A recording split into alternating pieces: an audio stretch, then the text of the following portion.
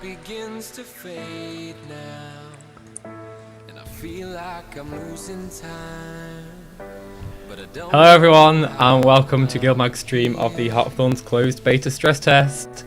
We're going to be streaming this first 2-hour session today from 7 PM to 9 PM GMT. And joining me, we've got Chris, aka Black Lion Chest. Hello everybody. Hey. So he's also got an invite. He's going to be playing along with me as well, teaching me a few things because you've already played the demo at Rest. I have, yes. I played the PvE demo through just all at once, and then went to play Stronghold instead.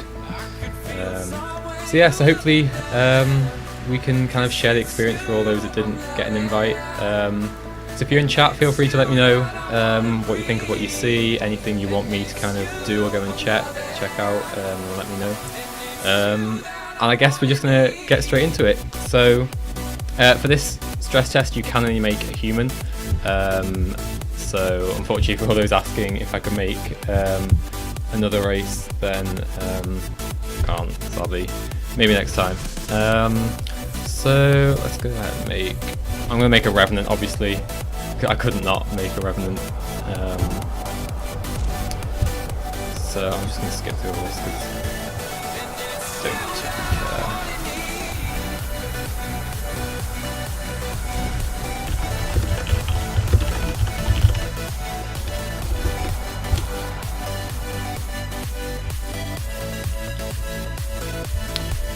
So yeah, pretty exciting stuff. Are you making your character?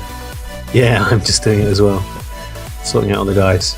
I only had 40 minutes to play it at Res, so it's nice to actually spend a little bit of time making the character and thinking of a name.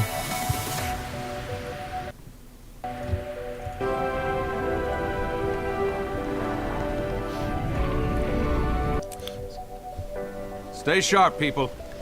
It's going to be interesting to see if this is exactly the same as kind of the demo build that we played already. Yeah, so I guess.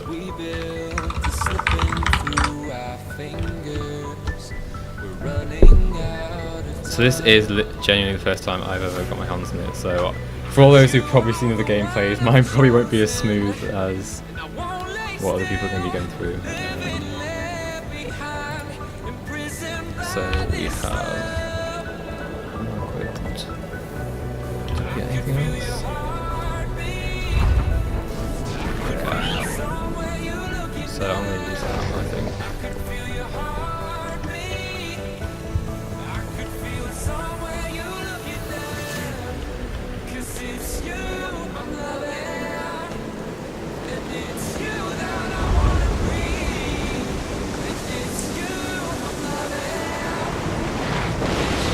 That's interesting. It spawned us straight into the story.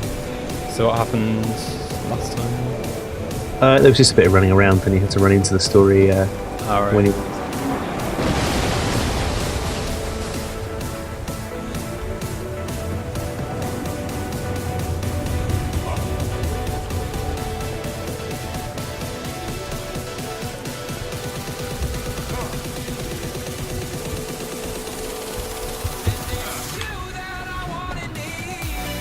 I have a feeling I'm not going entirely where I'm meant to be going.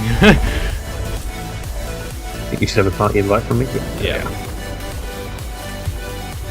I'm meant to be down there. See, this is a great start. Let's keep going this way.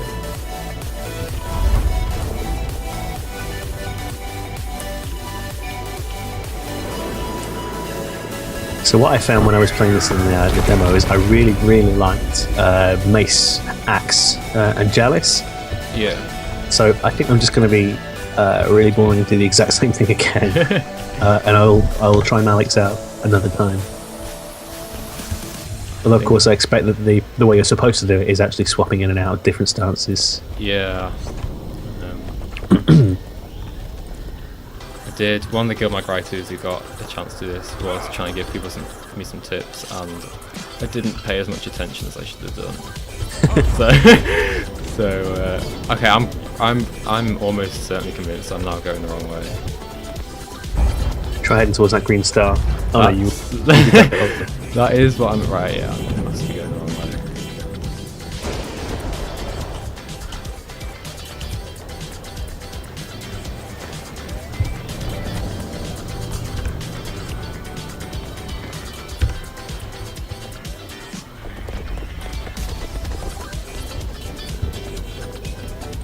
definitely not get through here. Mace Axe works better with Malik's. There's Kent. Well, let's give it a try then. I did see that it was kind of conditioned skills on all the abilities. Am I meant to be like going towards the bottom of this? We'll soon find out.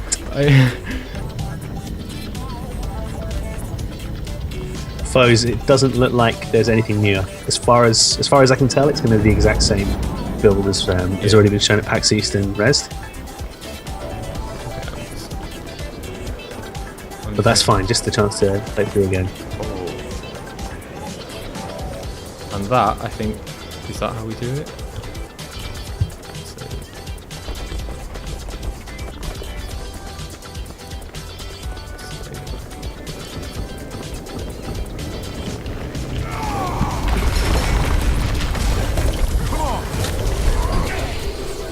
Be interesting to see if they add in the other options. So obviously there's this kind of this branches into two different stories. You kind of like trust this warrior, I guess, and want to go and rescue the Pale Reavers, or if you want to leave them to die. That's a good point, actually. They did mention that doing branching stories kind of throughout, didn't they? Which I think is really interesting. Okay, I've definitely.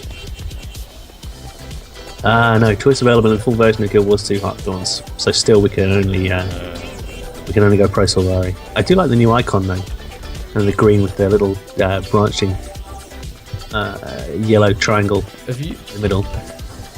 Have you managed to get to where that green star is? Did you follow Bram when he ran away? No. I see. This has gone so well.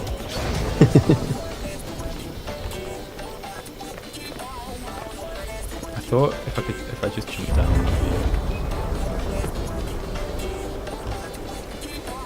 Am I meant to be going up, not down? Good question. If you just head for the star, that's all I can say. Well, that's what I did. I thought maybe the I wasn't star was watching. down. I wasn't watching to see which way you went. I literally jumped all the way to the bottom because that's where the star was. Yeah, you've gone the right way. And then, have I? Apps. I'm going back to the start now because I'm pretty.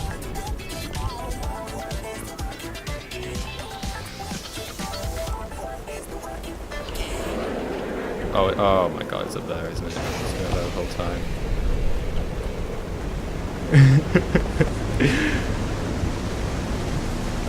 I think I've got it now. I went the wrong way. I'll admit that. And map awareness has never been that good in this game. Here we go. Okay, this is the official start of the stream. Will pay. Okay, so now I can actually sit and read all of these abilities a bit better. Is it possible that Mordremoth took down the entire fleet?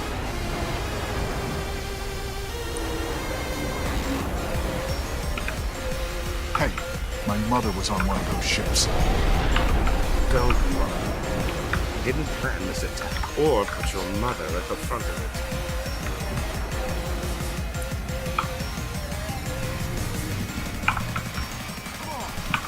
Graham, get back here! Oh, this is the point where I have to follow him. You see, I wasn't even at that point when you said, did you follow Brown? I see, yeah, you need to just, at first bit where you run just to the... I literally needed to just turn around and walk up the ledge. Instead, I went around the entire rest of the map. But that's good, now we know what this part of the map looks like. Yeah. So if anyone who hasn't really been keeping up, then there you go. I'm Bram Erson, Erster Grandson. I want to know what she is. Graham, you can't just run off like that. We're in enemy territory. You are a welcome sight, Commander. The situation here is grim. Mordremoth tore the fleet apart. The pact is in ruins. Lack of leadership is the issue. See, Berta's in chat. Says, I don't like the voice acting in this game.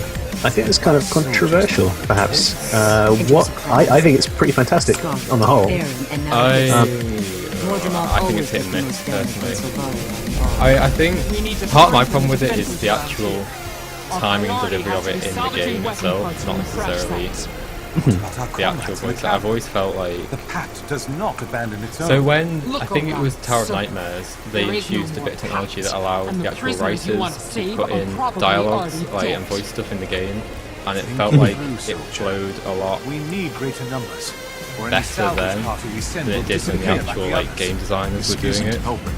Just tell us where Destiny's edge is. I don't know. I think that makes sense because then, you've got the writers actually, actually kind of are able to go in and tweak stuff. It felt much more smooth, and there was no sort of awkward pauses when you were waiting for one character to say their next thing or anything. Okay, so we need to choose a side. So yeah, this is zoom in for everybody. That's the new icon above their heads that I quite like. Might help us pick up the trail. Oh, that is quite cool. That's quite cool. I sort of get more excited just for new UI and story often. It's like, oh, that's a new thing I've not seen before.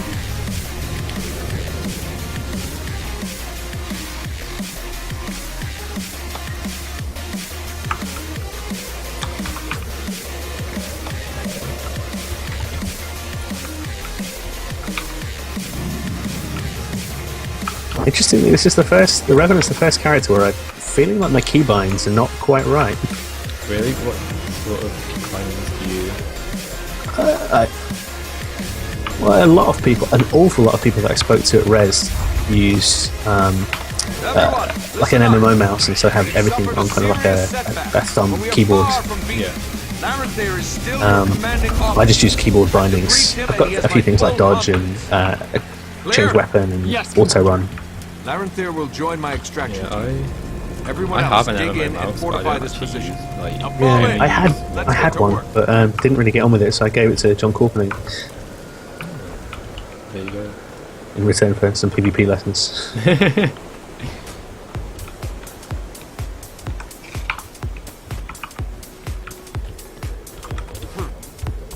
These bloodstains say someone was dragged through here. Can't tell if they were alive or dead, though. You go first person down here. There we go.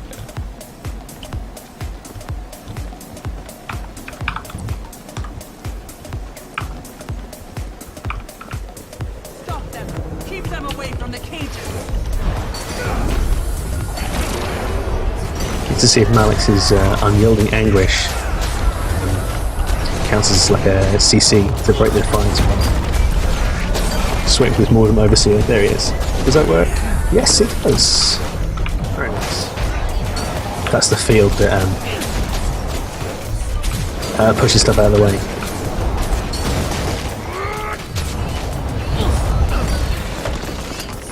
Can anyone hear me? We're up here. Commander, did you hear that? It came from above us. Keep going into melee range with the hammer, and I have to remind myself that it's a ranged weapon. I did the exact same thing the whole time.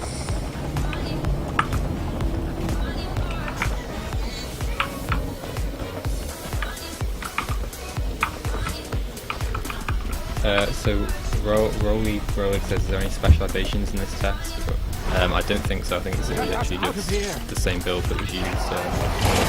Yeah, I'd personally be very surprised to see specializations before they announce them.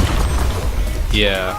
I don't think they'll announce stuff kind of through beta, where there's no NDA, and where they're obviously not too fussed about start getting data mined straight away. Yeah, I think it's probably quite unlikely, which is a shame because I'd love to see them. I'm almost more excited about the special. Like, not almost. I definitely am more excited about the different specializations and the mechanic, how we're going to unlock them and configure them, than I am with the Revenant. Thanks. Really? Although one thing actually that's quite interesting, Izzy Cartwright was telling us, we interviewed him for the Festival at Res, and a lot of people haven't twigged the fact that the Revenant is going to have its own specialization at launch as well. Yeah. So, yeah, that's going to be something else to kind of factor in. There's one to remember me by.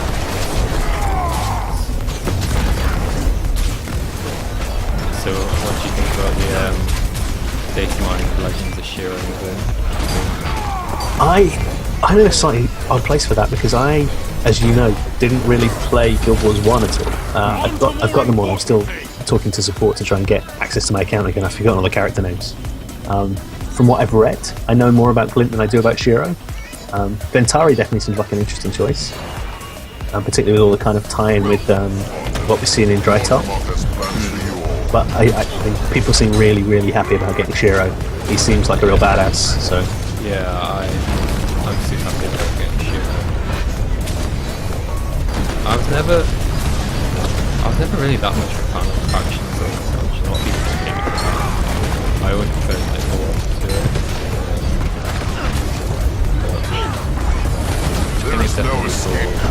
It just feels like it's gonna be like a really sort of fun way to play the Revan, like jumping around things. Like it feels very like mobile, just things doing that. Scene from the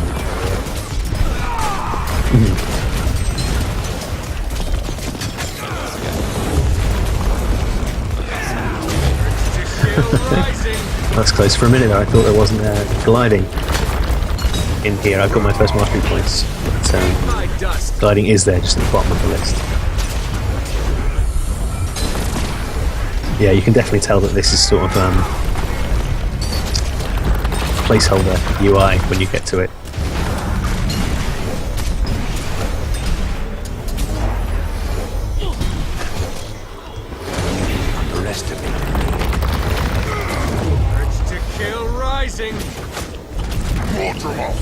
Your enemies are here. Help your servants destroy them.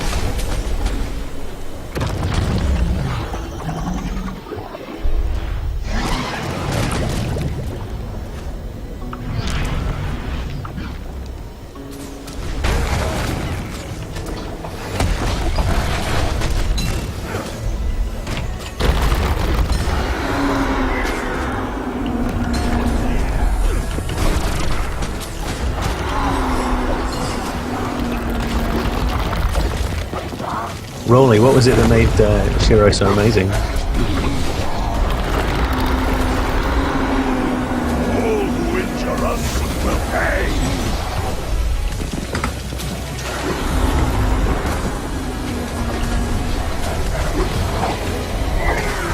Glad you guys can't see my screen because I'm utterly failing at gliding at the moment. Don't worry, they'll see that soon enough with me. We feared the worst when you went missing. What went on? Mordermoth's forces overpowered us. They locked us up here with corpses from the crash site. They took the others south to join the Jungle Dragon's army. We would have been next, but we didn't. Be full Zerk. And now we're going to give Mordermoth's horde a taste of what You're not enjoying the Celestial so much. No, everything's taking forever.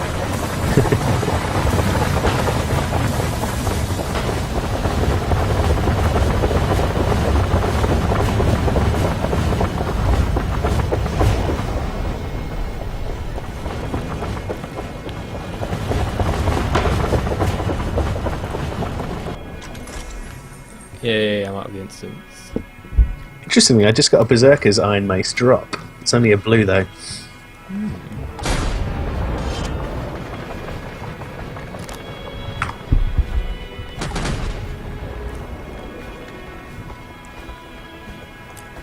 All done. Die of rot. And we're almost at the point where we can play together. Yay. Okay. One thing I did notice is, oh, that's interesting. The masteries actually appear on the map. Mastery orbs. There's a little icon. I didn't spot that before. Rifles at the ready. One thing I quite like is, again, it's kind of harking back to The commander comes to our aid. new UI. Is there a new trees for gathering? I think it's going to be the kind of stuff like that. Like if we'd just seen more like cypress saplings, it might have just felt like more and more of the same. Yeah. But even just a small thing like having new trees is kind of cool. The only survivors. So yeah, after you see the mastery stuff. So here we go. Which one's Lareth here of the Wide. Glider? It's got Glider, hasn't it? I led you to Cursed Shore. Why are we delaying? They're bound to turn. Negate them before they negate us. I don't understand. We don't mean you any harm. What's happening here? Surprised you're asking, considering all of your kind started going nuts. Enemy in the air! What are you doing? Don't take off, you idiot! No!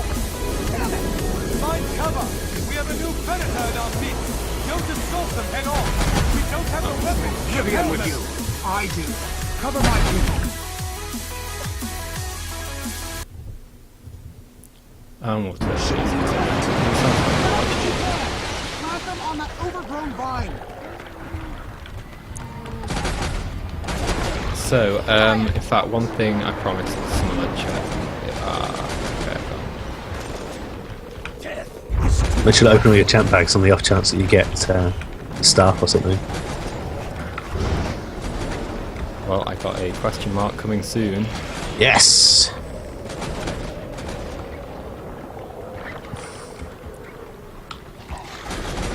Just a mason axe at the moment.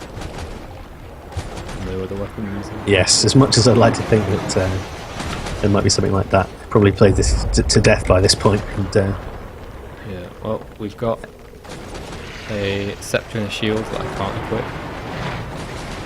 that's interesting. So, either that means Revenants can't use them, or Or it's just deliberately... it's just deliberately, The Revenant data mine skills definitely looked a lot more sort of polished or believable, I guess, than the Elementalist stuff. I'm still not entirely sold on the idea that the Elementalist is getting sword. really?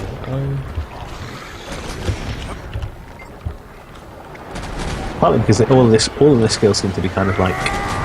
weren't they just all the same as the dagger skills? I think so, but it seemed a lot like placeholder stuff, so I don't... So ArenaNet are pretty good at deciding what goes into builds and when, with regards to data mining, so I'd be surprised if they put stuff in there that was so obviously placeholdery. So whereabouts are you? I am trying to get a mastery orb up the top here. I shall join you in this epic quest. Well, I'm not entirely sure that I can.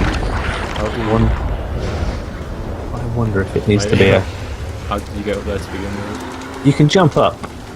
I'm going to come down, and there's a ramp over there. So I'm sort of...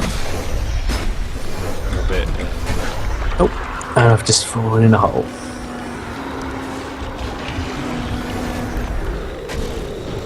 Guess I'll make myself useful there. Yeah, I guess if you show off the stuff...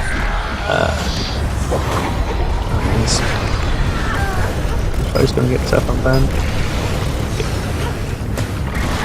Sorry, Foes. I don't know. I don't know what you managed to do there.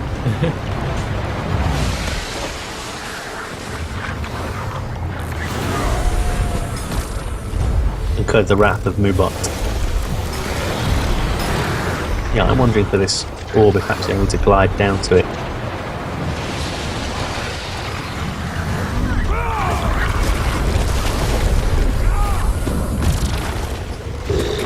So yeah, so anything you guys want to see while you're watching this, that you want us to check out, let me know in the chat. See what I can do.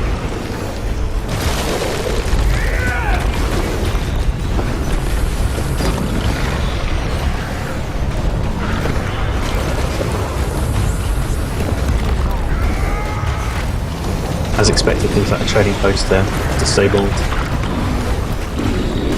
Yeah, I was attempting to see if I could find different weapons on the trading post or whatever. Yeah. Unfortunately not. They thought of it. So I couldn't get... couldn't find a way to get that mastery orb. I'm going to go and see if I can find the other one.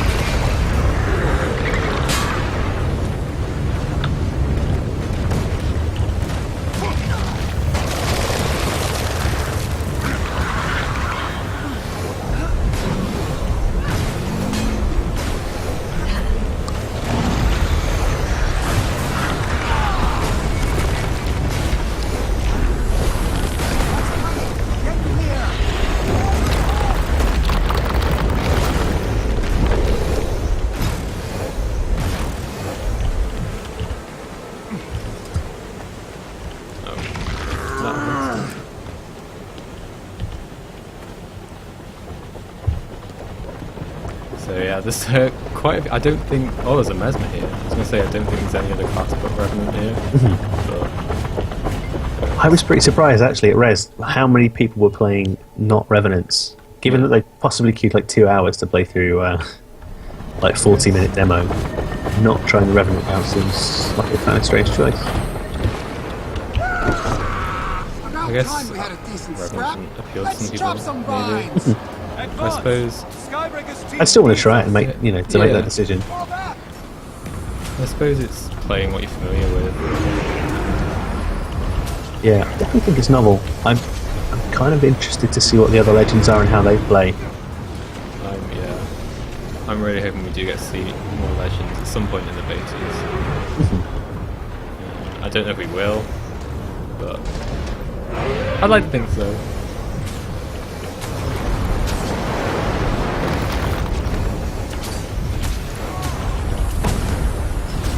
So if we don't kind of, you don't get kicked out of closed beta for your inability to follow green stars. So let's hope it's not performance based for both our sakes. Well, I think I can say, judging by the map I've proved. Sure.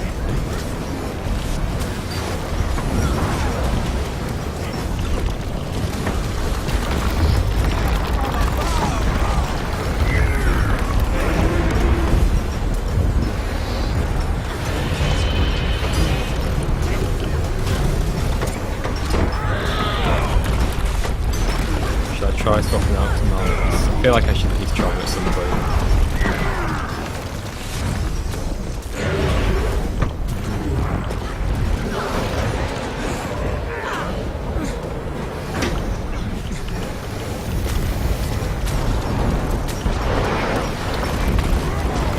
Shame for me is, as much fun as this is, I expect we probably aren't going to get Stronghold in this build, at least not for this very first stress test. No. I think we're probably trying to concentrate on the players here too. Because it is a stress test rather than the actual beta. Yeah, other than some kind of frame lag, things seem to be running okay, really.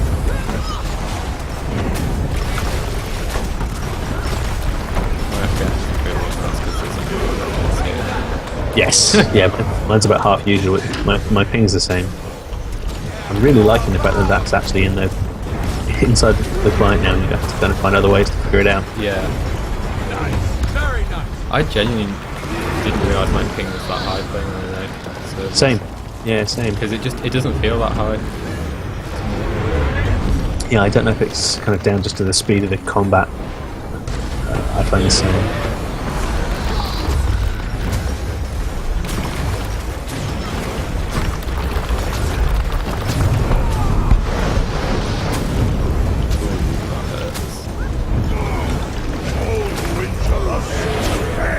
Will not go down in this stress test, that's the goal.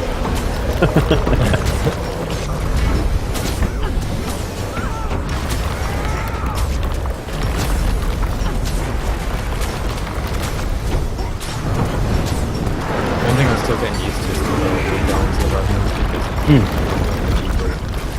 because yeah, definitely. Oh yeah, that's up like instantly again.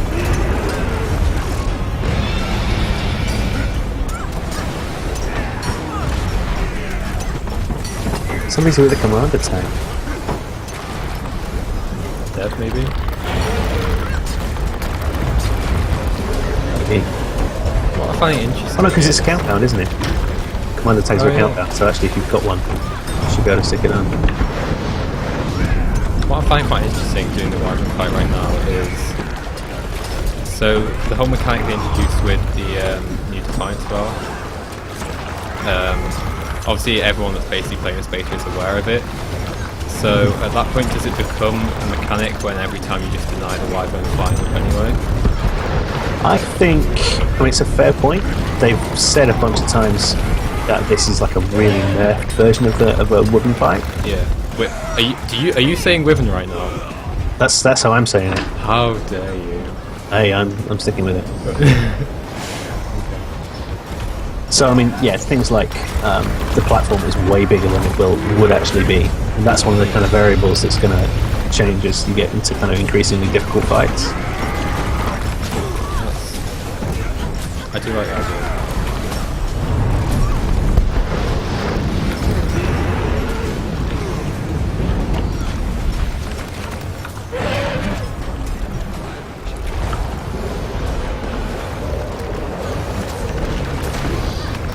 Almost the thing I like more about the Revenant than the skills and legends itself is the new technology that they're using for the skills. So things like the way the shield wall kind of follows you around. Yeah. When you're using the hammer, the way you kind of have that leap forwards, but your camera stays in the same place. I really like it. Can't wait to see how that applies to other specializations. No, I completely agree. I was saying on the podcast, for those of you who don't know, we do a GuildMag podcast every Sunday, and we were talking about the possibility of Ventari being the next Revenant Legend. How in Guild Wars 1, the Centaur Elementalist hero had wards that you placed down, and I was thinking, well, how cool would it be to have like AoE wards that use the same technology as the Revenant's wall thing that just follow you around, rather than being like a static thing. We've pretty much seen from the PAX trailer, it looks like the engineers are going to get something like that, kind of, it looked like it was some sort of floaty drone type things. Yeah. But yeah, a support build with these kind of, supportive wards could be really fun.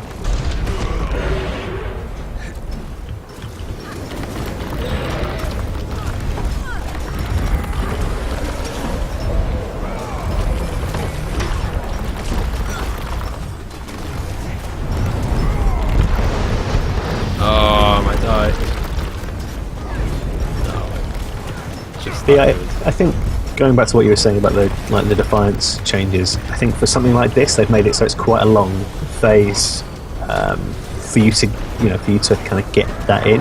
Yeah. I expect we'll see far shorter kind of periods to get that interrupt in. No, yeah, I can definitely see that. Something. The thing I expect from challenging content with MMOs is that if you don't know kind of the fight and the phases, then you're going to get owned. Yeah, exactly. But I feel like now, like I'm still given enough time. Like just now, if you're watching the stream, I was given enough time to do the chain, even though I had no idea that it was coming again. Like that part of the that phase. So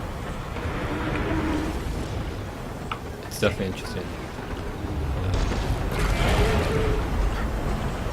Yeah, and the other thing we have to remember is the entire Wyvern fight is particularly what they class as challenging content. Certainly not this iteration of it. Yeah. I think they actually said at Res that they had, for some of the fights, they had developers back in Bellevue kind of helping people out just to make sure that it was kind of a fun kind of convention demo experience. Yeah, I think I remember doing that. The original. Yeah. Beta.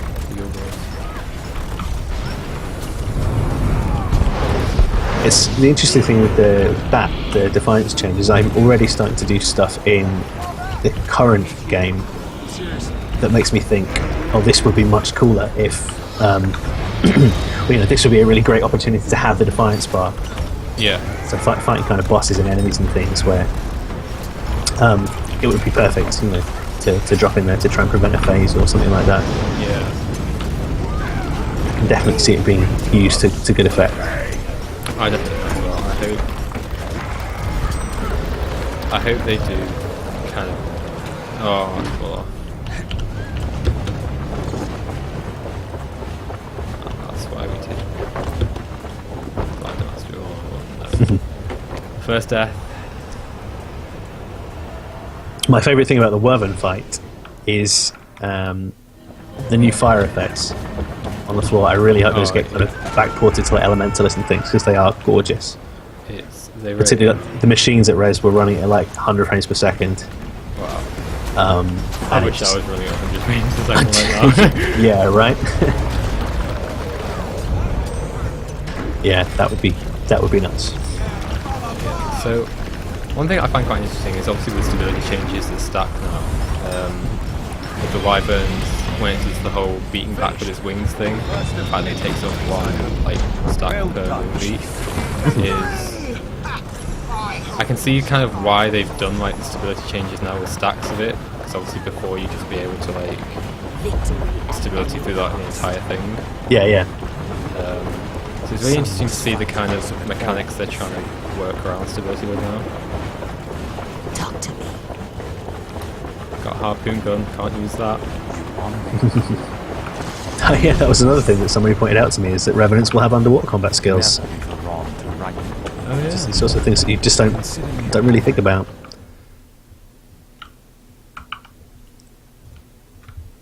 I'm trying to think what else.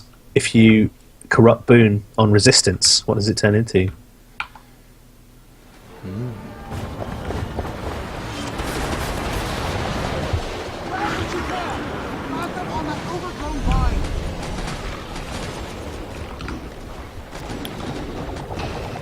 So yeah, so that was the Wyvern fight.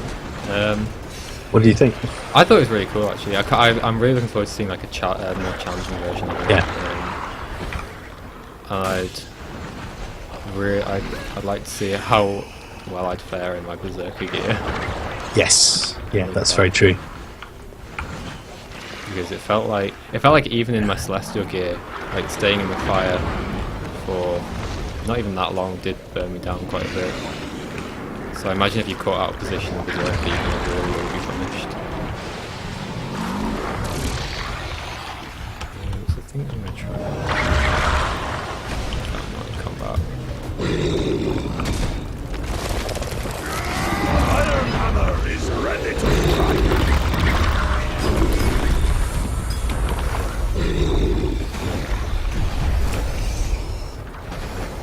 I'm going to give the Mason Axe a go.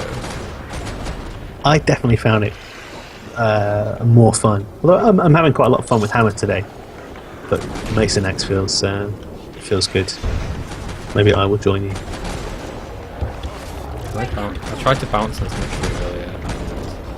Yeah, you need a mastery. Well, I thought I had unlocked it. Livy, I'm with you. I've unlocked the mushroom. It says I've unlocked it. That's a mushroom. I don't know.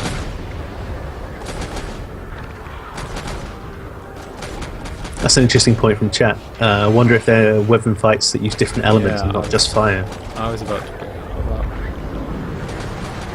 It would be really interesting to see like the whole family of these different elements.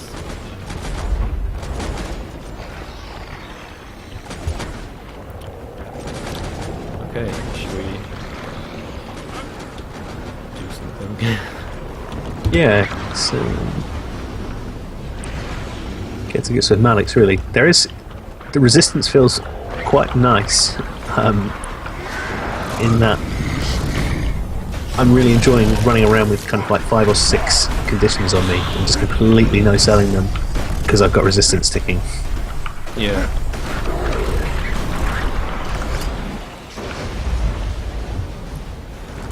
I think part of the reason that Mace Axe feels better to me is the same thing you were saying about Hammer, is you immediately want to use it as a melee weapon. Yeah. You have to really force yourself to stay at range. Yeah, you really do. I'm sure in time you'll get used to it. It's so almost counterproductive at first, like staying at range with a hammer. So I know Kent told me the best skill order for Mace Axe. So you want drop 2 as a fire field? Yeah. And then 3 as a blast. Ah, okay.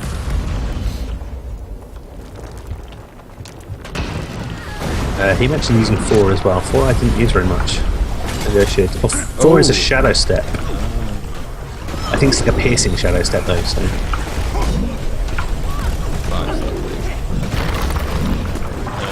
Wedge Axe does have a 3 document playthrough animation, I can check that. So. It does, yes. It's a new. It looks like you're throwing a projectile, but it's actually new camera tech they've got that your character jumps forwards, but the camera stays locked in place. Yeah. It does.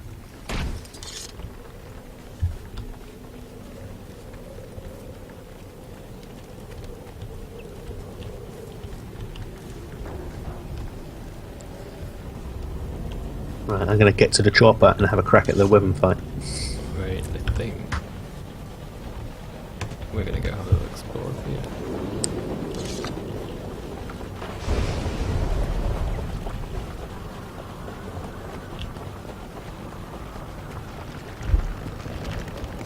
So I'm pretty sure I unlocked that bouncing mushroom mastery.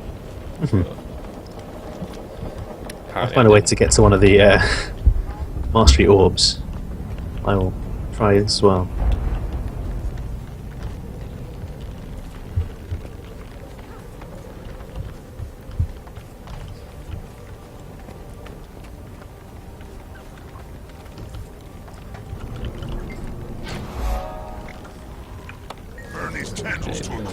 I think where's possibly the difference between a self-imposed and mobilize is that your character is moving, so I would imagine you can't be attacked while you're doing that. This is the Hammer 3 we're talking about. Oh yeah. So I think while effectively, because your camera stays in the same place, it feels like an immobilize, you're probably not sitting there vulnerable because you are kind of leaping forwards. Yeah.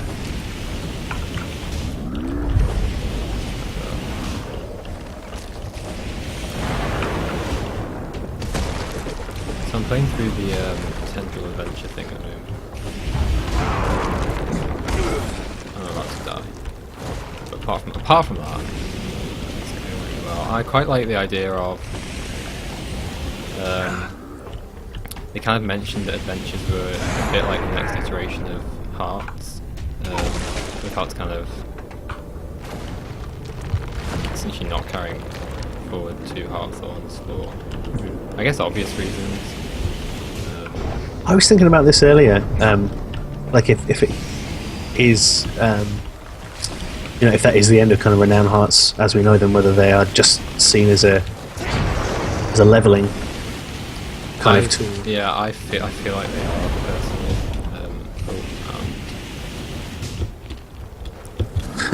We've got about 30 revenants in here, and we still didn't manage to stop the weapon taking off. Oh, second up. Yeah, no, I feel like it is kind of the end of Renown Hearts. They haven't.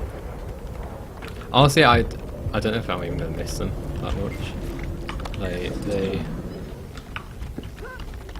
they're any idea? Filler content really for me. Like, I mean, they were never the best way to level up because events things.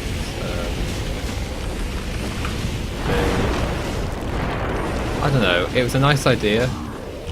I just think it's really never particularly worked. I much prefer kind of when it was like when I was leveling when I got to Ore and it was all just dynamic events. I find that much more enjoyable, that last sort of 10 levels to get than I had the first 70. Although like I thought leveling was harder. Yeah.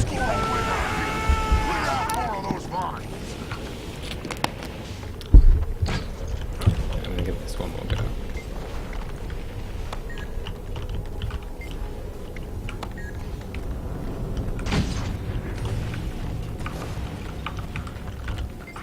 But yeah, I definitely do like the idea of adventures.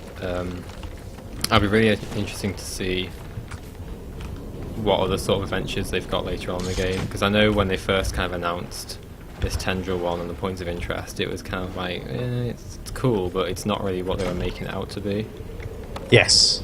So I'm really excited to like see kind of where they really see them going later on. Yeah, I think we're going to see them used really well for like jumping puzzles. Yeah. I can totally see that happening, and anywhere that people try and speedrun things like jumping puzzles seems like an obvious fit for kind of in-game leaderboards. Yeah, I completely agree. I mean, as someone who's terrible at doing jumping puzzles, I'll probably never attempt that. But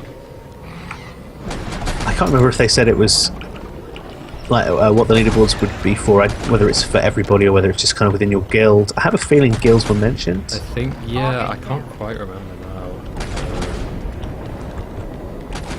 There was definitely something to do with guilds. So I think that would be quite interesting. And maybe it stands you in slightly better stead if it's just in GuildMag that you're competing. Yes. I just have to compete with everyone else in GuildMag. I won't be bombed. Well, say that and then probably will be anyway.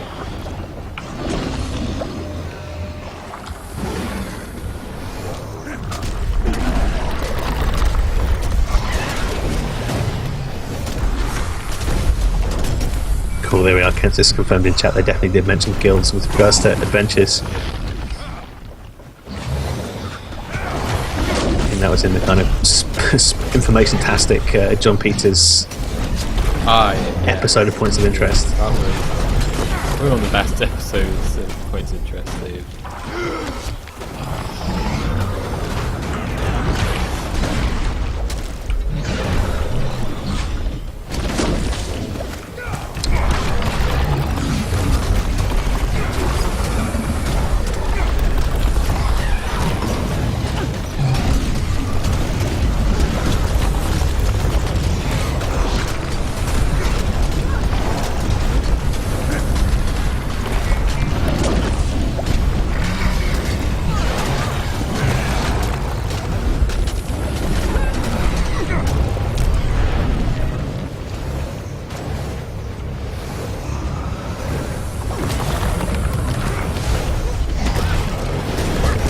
Oh my god, we actually managed to pull the weapon out of the sky for once. That's the first time in the fight we've not had his flying face. I think with the amount of players here, I don't know what it was like when you were fighting it, but there's about 30 people here. And either our DPS is terrible or he is upscaled to all hell.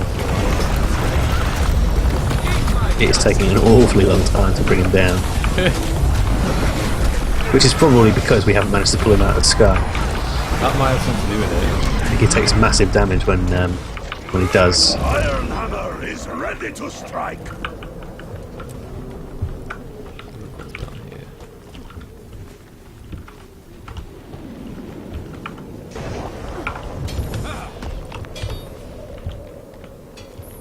You can never have too much treasure. Oh, there's a spear I can't use as well. I have a feeling they've probably just disabled all other weapons for this. Yes, I think you could be right. I'm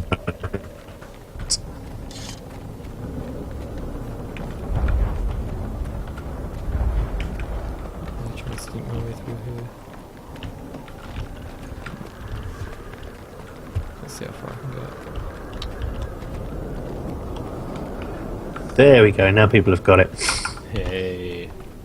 Might actually finish this fight today. I've got to say, for a stress test, everything is really stable. Yeah, it's. I was expecting like a ton of disconnects, and we'd have to keep ourselves entertained. We have to break into song. That was the back. That was the karaoke night. So everybody in chat be very happy that the server stayed up. Absolutely. I'd have to start twerking again.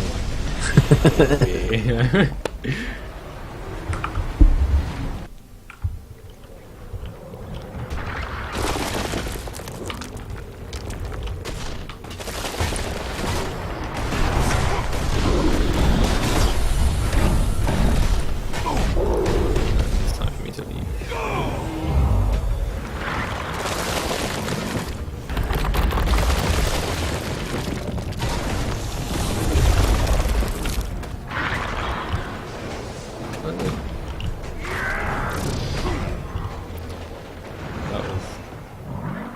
That was a fail for me. Although now you get to see the Revenant's down skills.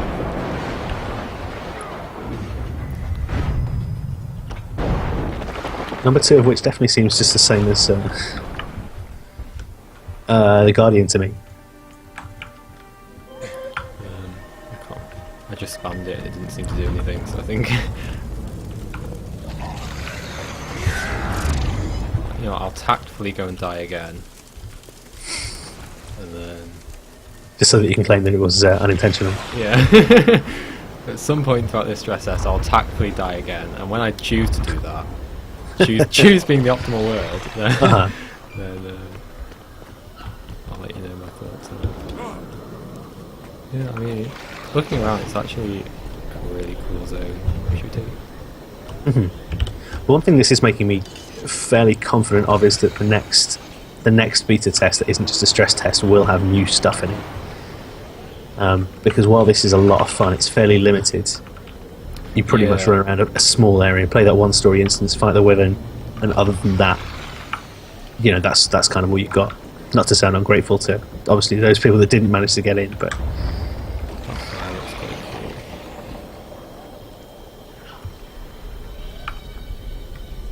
yeah, I do think we'll get to see a little bit more during the beta. I mean, Guild Wars 2 beta, I think did they swap it up? I can't remember. It was that long ago. yeah, I'm not sure. I only ever played the very last open beta weekend. I kind of came into the game quite late from I was playing SWOTOR instead, having never been a Guild Wars 1 player. We started losing guildies to the Guild Wars 2 beta, and eventually I made the jump as well. And I've never looked back.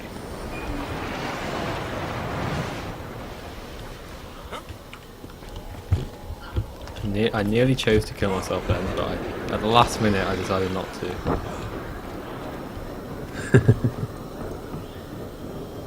First few beta of vanilla was Char, Human, Norn. Later was Azura and Silvari as well. I remember that now. So I rolled a Norn in the very first beta. And that was the only time I've ever properly played a Norn. I just really hate... Well, I don't hate them, but I'm just not a fan of the race. Yeah, I'd be really interested to see if they do more races available in other betas. Presumably you're not talking Tengu. No, I say the actual ones that we have. Because talking in chat earlier, I'd love to see what the Char animations for Revenant are like, and what armor looks like on Char. Yes. As a Revenant. See if they've finally done something about that. I think you can preview this kind of Mistwalker armor in the current game on a Char. Keep meaning to try it. Yeah. I did not know that. I'll have to do that later. Yeah.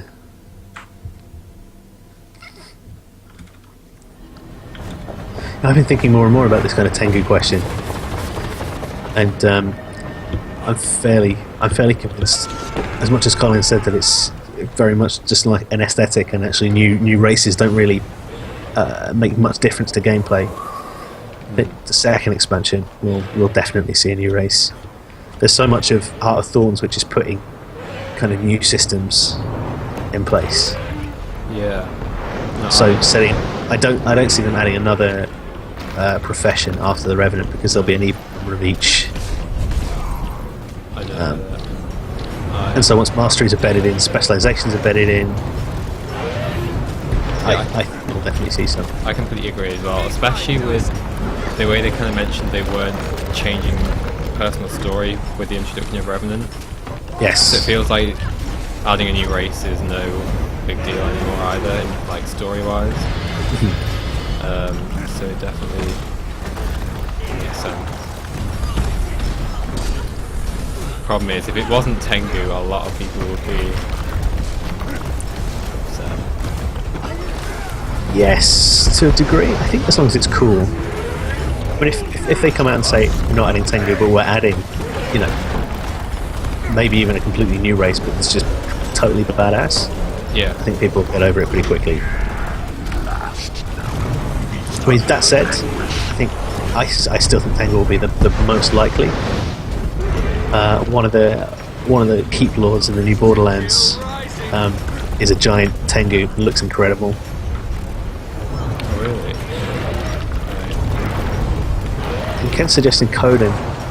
I really like the Coden, but I think they're so kind of distinctive in their appearance. I can't quite see a giant kind of fighting bear running around in a clown suit. Although somehow that still works for Char, but I don't know, they're so distinctive where it doesn't seem like Tengu are quite the same level of, you know, like their clothing isn't quite so the same. It would be really interesting if they added kind of like a race like the Tengu or Khotan who aren't like humanoid in shape, considering how sort of, I don't want to say bad. I guess I could say badly how badly they do treat char armors and things like that. Yeah, I think it's probably fair to say that they do get short shrift. Azura as well. A lot of people have a lot of problems with that. I don't have so much of a problem about the lack of different male and female armors on Azura, but I think extra work needs to be done just to get them to decent. Some skins look very kind of weird and shrunken. Yeah. But then again, so do Azura, really, if we're honest. So.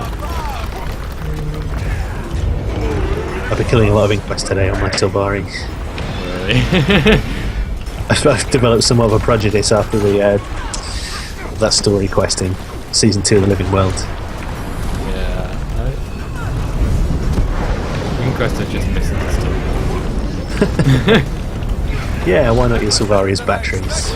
Seems like a perfect idea. Well, considering the way Silvaris are going these days, maybe it wasn't necessarily a bad call. Just tempting me more and more to play my Silvari as my main character in Heart of Thorns. See, I was so tempted to go for Silvari Revenant, and everyone wanted one, and now I feel like I'm not allowed one. I'm thinking, was my Silvari Necromancer that I was playing earlier. Particularly after, again, like Izzy Cartwright was saying how the Necromancer specialisation with the Greatsword is his favourite to play so far. Yeah. That kind of bodes well, I think. That's probably the specialisation I'm the most interested about, even though my main is a Guardian. Yeah, well, it seems the one they've kind of spent the most time developing in terms of like hinting at it throughout the entire Season 2 story, but in the story. Yeah. So it makes sense if they're like especially proud of it.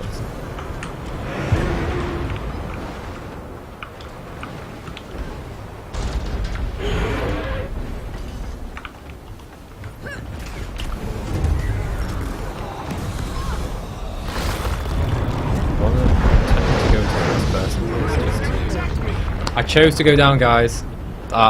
Mid-sentence, I chose to go down for you. If you come back down where... Well, that's interesting, new mushrooms as well. Sorry, if you come back down where the story stuff takes you, kind of down in that ravine, there's dinosaurs. I'll be on my way after this. But I'll be on my way now. Pocket raptors. That's what everyone fights over. Yeah, I think what Kent's saying in chat is very sane with regards to Khotan, is that there aren't really a whole lot of them. Whereas the Tengu kind of, that it seems like a really easy choice, I think, in a whole lot of levels.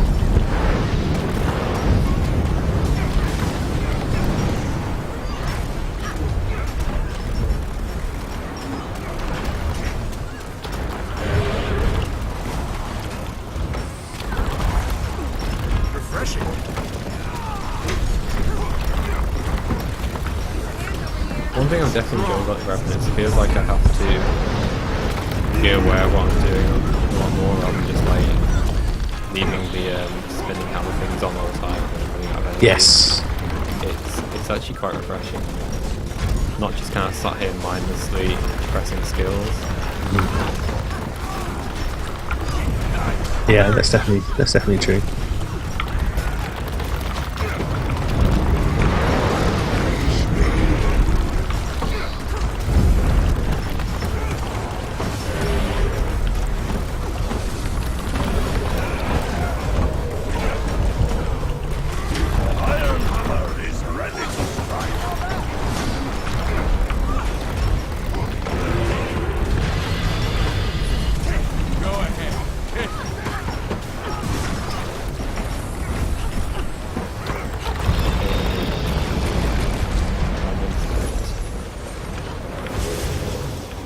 These little question mark things are quite interesting. They are. I'd only just spotted today that there's different rarities of them. Yeah. Blue and green ones. Kind of like reward token. Yeah. It does say that it's a trophy, Whether again that's just kind of placeholder. I have seen suggestions that it's just more of a, there will be kind of new shit in Heart of Thorns. It would be interesting if there was a zone-wide currency that everything kind of gives you those. Clemens Bomb says, did they just make the glider skins that ugly to sell good-looking glider skins for real money? That is a legit question. I asked Izzy if they were definitely intending to kind of sell skins, and he kind of sort of didn't say. To me, it seems like a total no-brainer. No-brainer that they'll sell glider skins. Yeah, I completely agree. I definitely think so. I didn't think they were that bad. I think maybe not even sell. It seems like a good candidate for kind of in-game rewards for things, or possibly maybe even ties in with this new kind of mystery currency. Well, yeah, I mean, it could become the new backpack skins that they loved giving in season 1. Like, yes, exactly. It's like a backpack skin every release. Just imagine if those black wings, you should suddenly actually use them to fly for realsies. I still wouldn't enjoy them. My feelings on those wings. I thought we were the only survivors. Yeah, I am pretty sure. Okay, so do you only need to unlock this mushroom mastery to be able to bounce on the mushrooms, or do you have to properly go into it? Let's see, what is the first one? Learn how to land precisely and use the bouncing mushrooms found. That is the first level. I've definitely unlocked it, but it doesn't let me interact with this mushroom up here. Surprised you're asking, considering all of your kind started going nuts. Could just be balked. Could be. Enemy in the air! What are you doing? Don't take off, you idiots! I've almost leveled up my first, second kind of glider mastery. Don't assault them head on. We don't have the weapons to repel them. I do. Cover my people. Maybe we can turn this disaster around. The choppers have a few bombs left. One thing I found quite interesting was what they were saying about the fact that mastery points are going to be specific between zones as well. So mastery points you earn in Heart of Maguma won't be spendable in Pacteria. So I knew you definitely would. You could only progress skills in certain zones, but it's interesting. And I guess you'll have a total score, which is just a combination of those two. Just sort of your new kind of, EP level, I guess. Yeah. Okay, so Manatee Bell says you have to unlock it, equip it, and then get a level, then you can use it. Glider is the only Glider is the only mastery instantly available without getting experience later. That makes sense. So okay. Let's equip it and see if it'll help.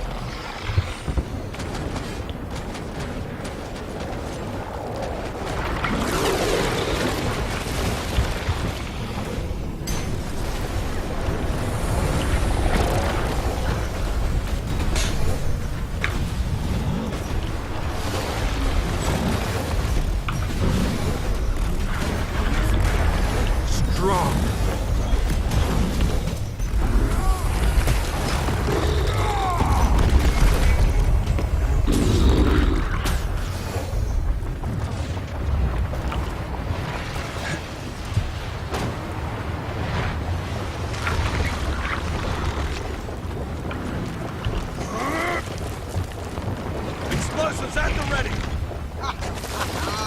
We're gonna fight into the sky.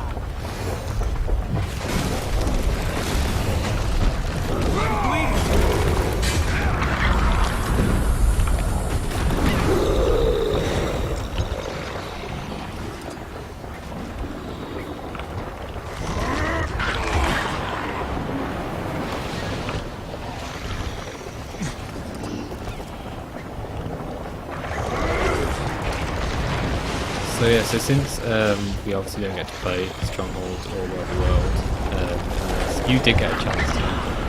So I did. Well, yes, I got to play Stronghold a few times. Any sort of points you want to share? Yeah, well, hopefully as people have seen, we actually put an article out about it this afternoon if you want to read more details. But my general feeling, Stronghold was something I was more excited about probably than playing the PvE stuff. And that's coming from me as a kind of PvP tryhard. Like, I really am a PvE player at heart. the idea that there would be kind of more variety in roles, maybe kind of some more defensive stuff that doesn't depend on how good you are at like dueling people one-on-one, which I'm not particularly great at. And it totally lived up to expectations. Actually, I had a lot of fun. Mainly, I was trying just to kind of run supply and stay near our base. I was spawning heroes when they came near us. And it was great. The thing I particularly liked is just how nice the new zone looks. What is it? Battle of Champions Dusk, the new map. It's really kind of bright. It feels like a little kind of village hamlet. Apparently there's some there's some kind of new graphical stuff going on in the background.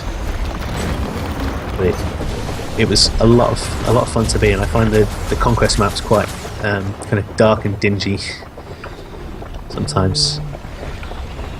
Yeah, well, I was surprised as well at how frantic the game was, because actually I thought, well, if I'm just running supply backwards and forwards, and if people get close, I'll nab them.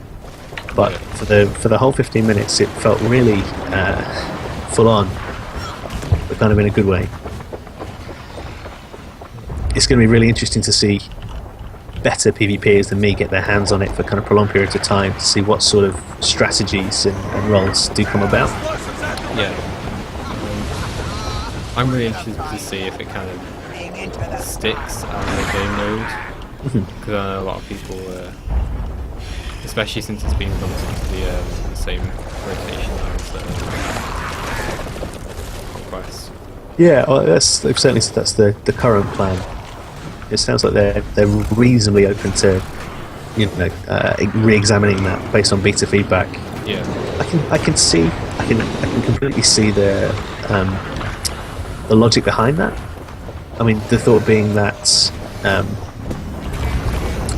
maybe the PvP community isn't large enough at the moment to risk fragmenting it by splitting the game modes into separate queues. Because if Stronghold magically kind of took over as everybody's favourite, then Conquest dies out and queue times get massive and then everyone's unhappy. The main thing they'll need to come up with, I mean, if that is what happens and they do keep them in the same queue, one thing they're really going to need to come up with a solution for is the build that you will run in Stronghold compared to Conquest are vastly different for the most part, I think. Even though I ran my Conquest build, I ran my Meditation Guardian Conquest build in Stronghold and it was fine, but actually I probably would have been better off running something like the kind of really specialised support Guardian build that Tears of Bauer had Matt Visual running when they had their kind of streamer event in Bellevue last month. So yeah, like Manipel saying in chat, they really could do with build templates if they're in the same queue. Because otherwise, I mean, that's pretty much a deal breaker, I think. Whether it's build template seems like the most obvious answer to it, whether they come up with something else, whether they split the two queues out. Yeah. But I mean, maybe they have build templates up their sleeve and they're just not ready to show them off. I really hope that's the case, and I really hope if that's the case, it's for PvE as well as PvP. No, yeah, I'd really like one for PvP. Praise the Pale Moth. The commander comes to our aid. That's like the Time to bust some heads. Just makes it easier than when you have to kind of swap out your skills for different bosses and stuff, and I've just fallen off. Yeah, I can totally get that. I think for PvP, it's essential. For PvE, it would definitely be a quality of life improvement. Yeah. And also, I can't remember who was saying it, but I remember someone talking about this whole idea of you being afraid to try out new builds potentially in PvE and PvP because you've got to then screenshot your current build, try your new stuff, and then if you don't know the builds that well, or you didn't just take it off meta battle or whatever, you need to go and look at the screenshot so you can remember what to put your traits back as. And it's all a bit tricky, I think. Yeah. I guess we'll see.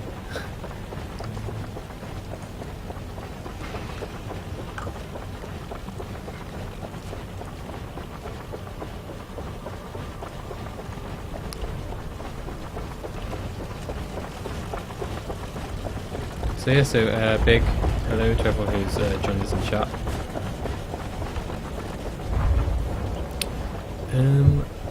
I am going to go fight the wyvern for a third time. Just doing it for the mastery progression now. Yeah. I want to get on those mushrooms. I'm infuriated by these mastery globes. Is there no way to get to them? I'm sure there is. They've just put them there as an example, and there is in fact no way to get it. But I desperately want to, for no real reason whatsoever. There must be a way. People break out the map all the time in the original games. There's got to be a way to do this. About time we had a decent scrap. Let's chop some vines. Advance! Skybreaker's team needs us! From above.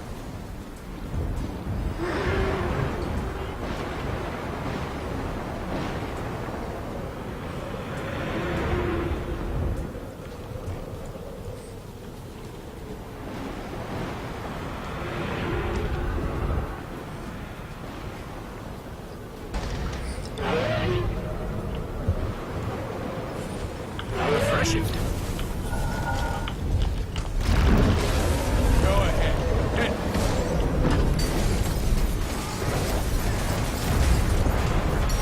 Turn around, there's a dragon behind you.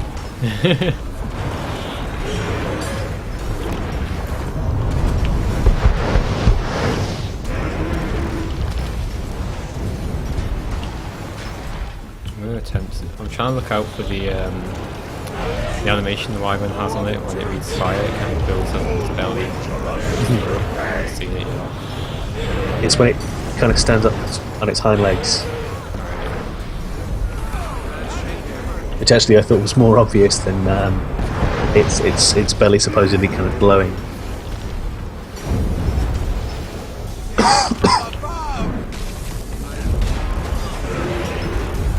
There's like nobody here in this one.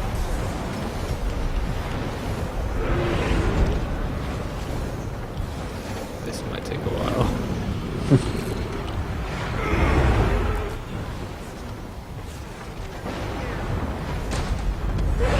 If it's too late to jump in, yeah.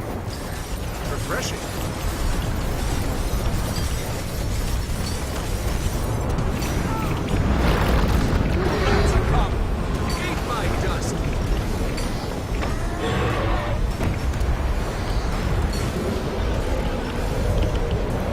It'll be interesting to see, just thinking back to the Revenant, if there are going to be legends that have sort of more ranged utility skills. I suppose utility skills you don't tend to get, like ranged or melee. They kind of because otherwise at the moment you're very much locked into you either are melee or you're long range. Whereas on my Guardian, obviously I can switch, between like hammer and scepter if I need to back off. Yeah. I wonder if that's going to be limiting in dungeon runs and things like that. Do you play Elementalist much? I do play it a bit. I have a staff Ellie I use in dungeons. I mean, it's one class I've never really played too much. I mean, even if it's like a melee DD Ellie, say, do you have kind of ranged options? Maybe someone in chat could. Yeah, I think probably chat's better. I mean, I play it a bit, but probably not enough to.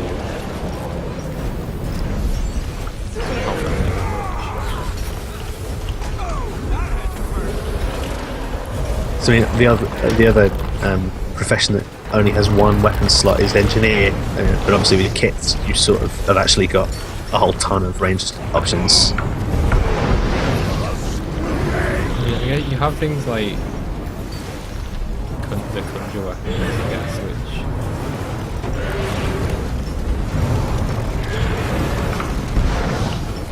Yeah, so if you need to back off, you throw an ice bow down. I mean, it really depends how you play it. I mean, for like the dungeon running I do, Ellie's the ice bow, you spawn it whenever you need to kill any mobs really quickly. And then you just drop it instantly after you've used the number 4 skill, basically.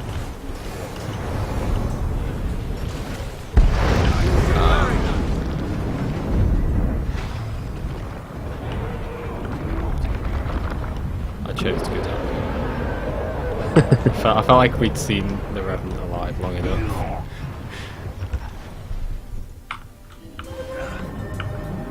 Okay, Dagger is close, mid-range. Got some of the utility skills. So I guess it's certainly not unprecedented to make you specialise in either close or long range. No.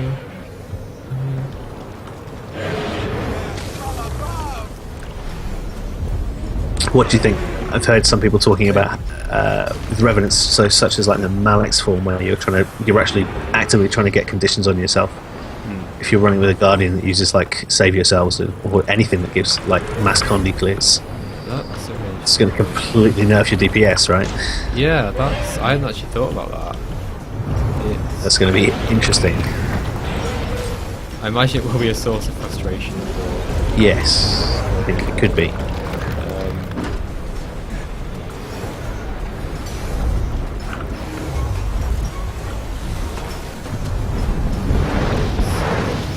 It actually probably will be a relatively big problem because it depends where you're running the condition thing. If you're running it in a dungeon mode, say, or like an organised PvP mode, so you probably could coordinate other people not to remove your conditions, but things like the open world, where you've essentially got no control over all the water fields and whatnot going on around you. Yeah, exactly. It does make me wonder if Malek's is going to be very, very niche. Yeah, I do feel like it probably would be. I think what's going to happen is, if like I said, Shiro ends up being a legend and it's kind of the melee DPS one, I feel like everyone's going to run that. Yeah, I feel like everyone's going to run that. And then like the other, I can honestly see like the second legend you have in your bar literally just being there to like refill your energy. And give you a second heal skill. Yeah, I can, and then just like swapping out back to Shiro as soon as you can. I can definitely sort of see Malek's being really OP in like PvP, where you don't get a whole lot of condi clears unless you do it yourself. At least in the kind of like noob level PvP that I am involved in. So a suggestion in the chat is make resistance make you immune to condition clears. That would certainly be an extreme solution. Yeah, it's a way to, it's a solution. I don't know how. I suppose the point is more going to be Malek's is going to be quite adept at stacking them back up again quickly. So even if you do manage to get kind of cleared in a in a water field or whatever, as long as you can stack them back up quickly. Yeah.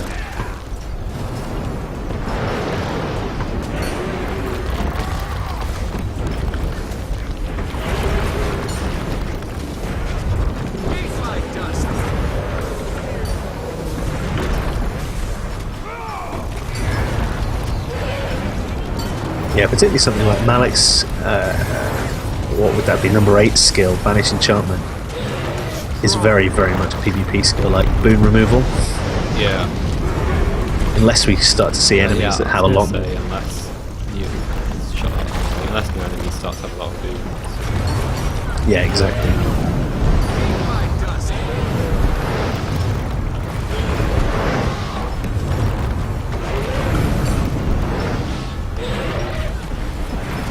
Still staring like all this fire, like it looks so cool. I probably shouldn't be standing there at the same time, but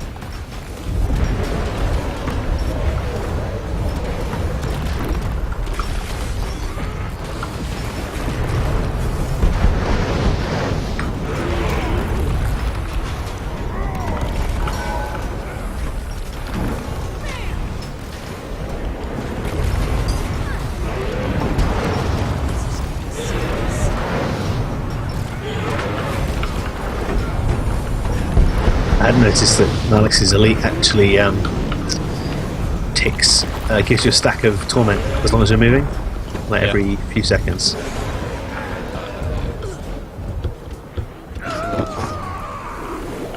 And they've probably thought about ways to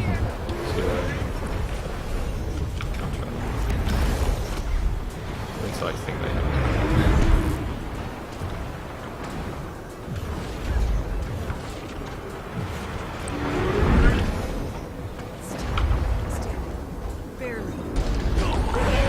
Obviously, sort of the problems with conditions have been in the game for since launch. Do you think we're going to see any changes to that in Heart of Thorns?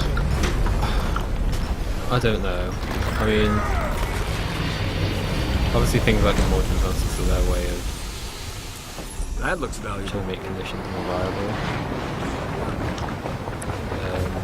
I serve the Vigil.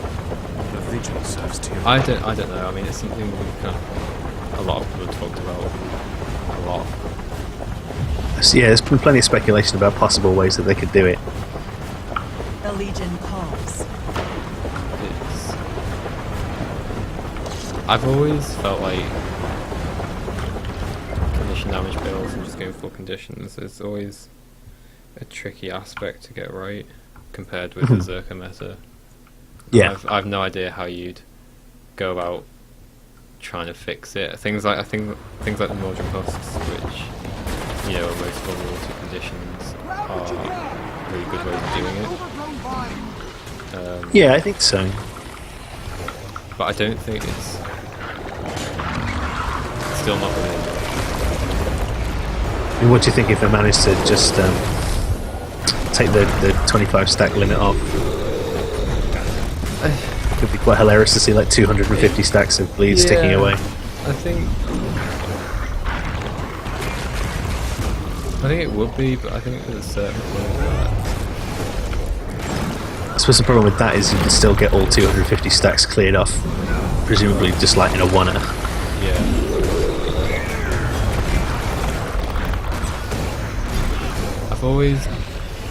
I've always felt condition would work best just as like supplementary damage. I mean, I am just an advocate of the things for like people play with me and listen to the podcast and like that. Yeah, I sort of agree with you. I don't have a problem with Berserker being like the meta because I think it's it's been proven that people can still play whatever they want and be effective, just a bit slower.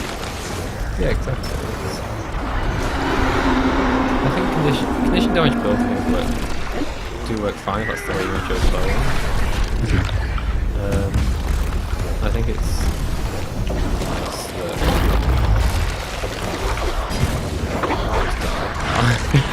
Oh, I just got a warhorn that I can't use.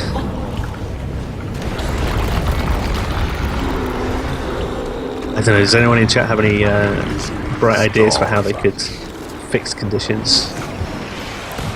I'd certainly like to. Like I ran kind of like an epidemic Condi build on my Necromancer for the longest time, which I've finally just given up because Power Necro is too ridiculously fun.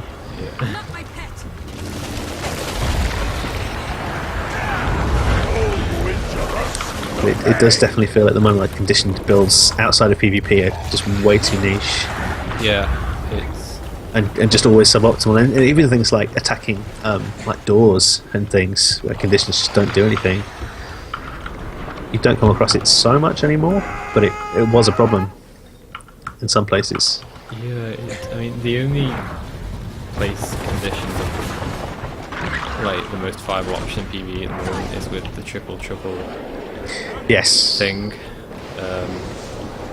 I guess as niche as you could get, right? Yeah, I mean, I guess seeing more things like that is a way to go, but I think it's especially hard to try and balance it with things like dungeons and instances, because That's plenty. Get clear. I mean, it feels like the direction they're going to try and make it more viable is things like having the husks, where condition damage builds do the most damage to them, but you couldn't necessarily have that in a dungeon, I don't feel, because if you have like 4 Zerkers and a condition damage person, you're essentially just negating the 4 Zerkers for that first fight, and then negating the condition damage for everything else. Yep. Praise the Pale Monk. The commander comes to our aid. Time to bust some heads. Oh, I'm gonna go kill the wyvern again, so level up this mushroom mastery. Yeah, go for it. I've just leveled up my my thick wings so I can fly for a bit longer. Although I can't really get to anywhere high enough to do a decent amount of flying. Monkey Bell says, can't think of any except for making each person's condition stat and not be part of others, but you'd end up with a huge bar of conditions underneath the top bars. Yes. You think? I think this is the problem, like, a lot... From what I've seen from a lot of people's kind of suggestions and like complaints about condition damage and reserve and that thing, like, a lot of people don't necessarily know how to fix it, or like what they'd like changed. I suffer from the same thing, and at that point it's kind of like, well, should we just accept the Zerka meta, and that it's always going to be kind of the fastest and the most, and just accept that you can play the way you want, but it's going to be slower? I think it's tricky because at the moment, like, conditions in dungeons are so suboptimal. So it's not even like going into a dungeon with like soldier's gear instead of berserkers just because you want a bit of survivability. Like, if you have 2 condition damage users in a dungeon party, that and they sort of overlap with the conditions, yeah, totally. Like, your damage is going to be almost nothing. And so even kind of accepting this this meta, I mean, there is still the whole kind of philosophy that people should be able to play how they want, and it seems at the moment like conditions are just too, in certain game modes, and conditions are just too weak.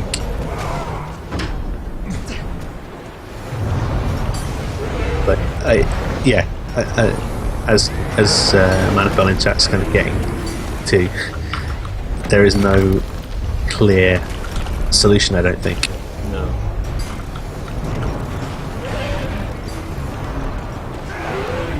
There's a grand total of 4 people killing this wyvern.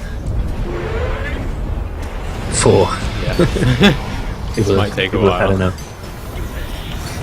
Well, to be fair, it's scaling quite well actually, considering the loads of people.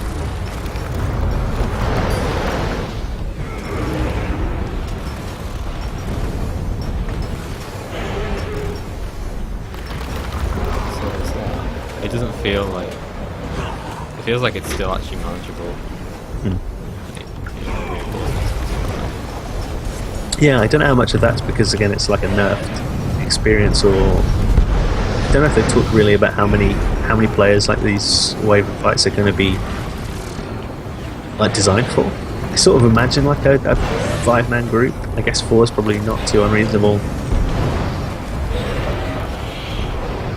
I guess it depends. Like, what's the minimum number of players you need to break its defiance bar? It's probably like the hard limit on it, right? Well, I suppose even then, like, you could do it without that. You just have to.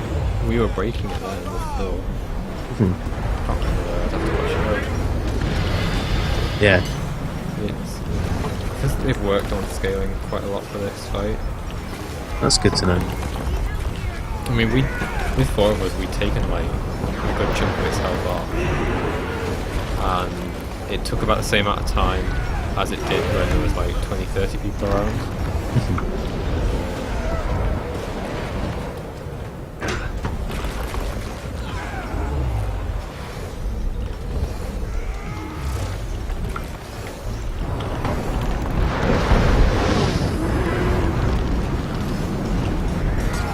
Did you have a go at the Pale Reaver sniper rifle when you were up top?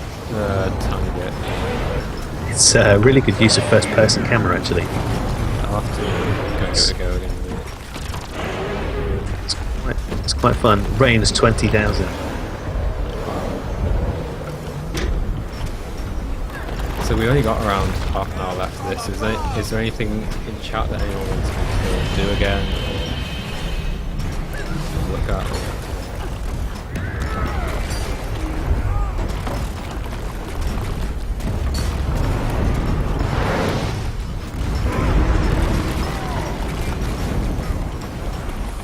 guess we're going to have more of that as the betas roll on we start to see some new stuff.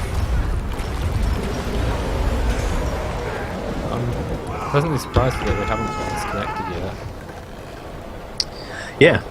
Yeah, because I guess they must be pretty hammered.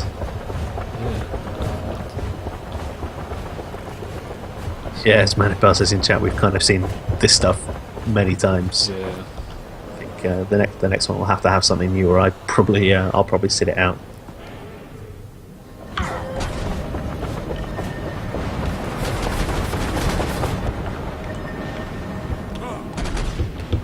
Oh yeah, I need to go see those dinosaurs that you told me about.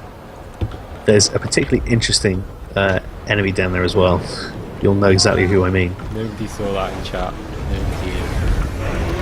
Nobody saw me die. It was quite embarrassing way to go.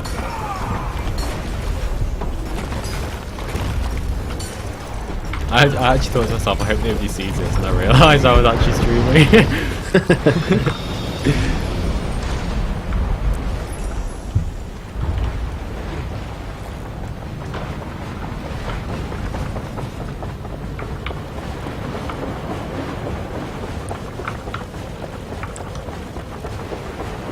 What did everyone think about the World vs. World Borderlands announcement?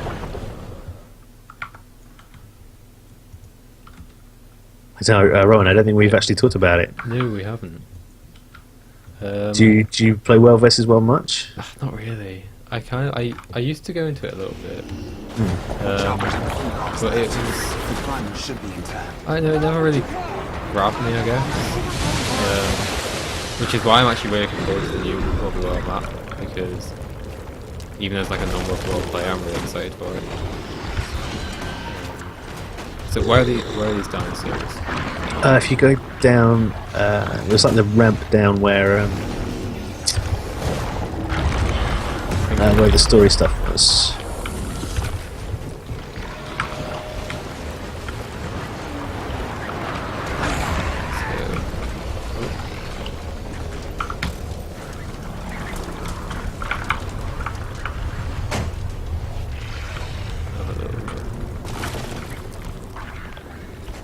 Is that the mastery orb you were trying to get to? Or is that something, that's something different?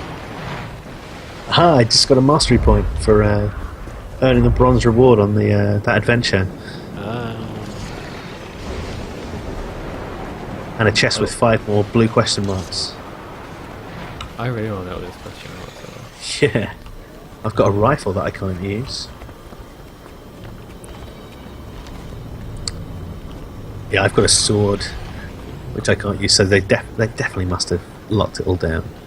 Yeah. Yeah, sword, focus, shield, warhorn, spear, trident.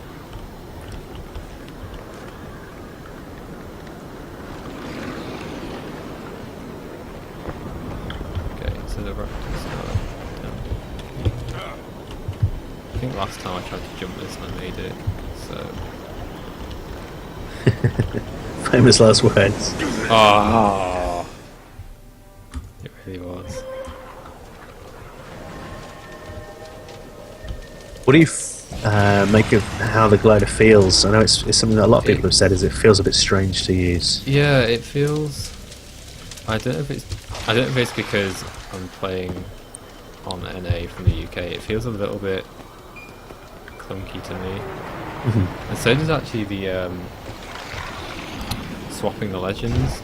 It does. I feel like that should be a little quicker. Yeah. How? There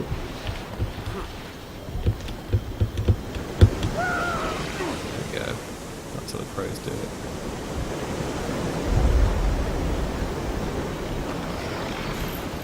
Oh, these things are too cute to kill. Oh, you've skipped the fun enemies. Okay,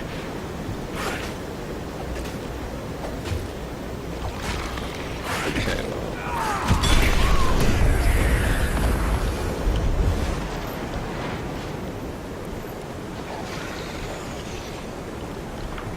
Yeah, I tried to break the map and it didn't really Didn't really work.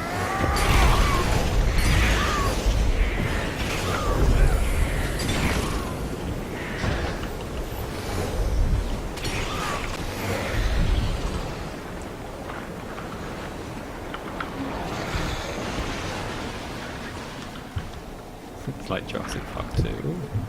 Yeah. Smoke So if you go, yes, that's the one. Just shadow step to me. Yeah. It looks like it's glitching, right?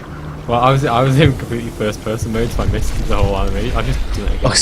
Oh, yeah, it does actually. Let's just see it once more. Just watching back on stream, doing that in first person is trippy. Yeah, that looks like it's glitching out a bit. Hey Angel, see here, it's popped up in chat. Oh, we hey, keep Angel. bumping into each other on Twitter these days.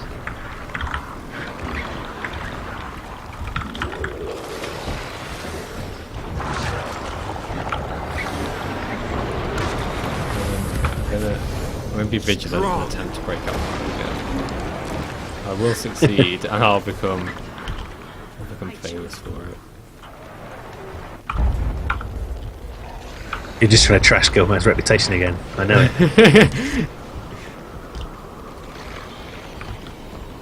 If I creep in, it'll never notice I'm here. Or if I just...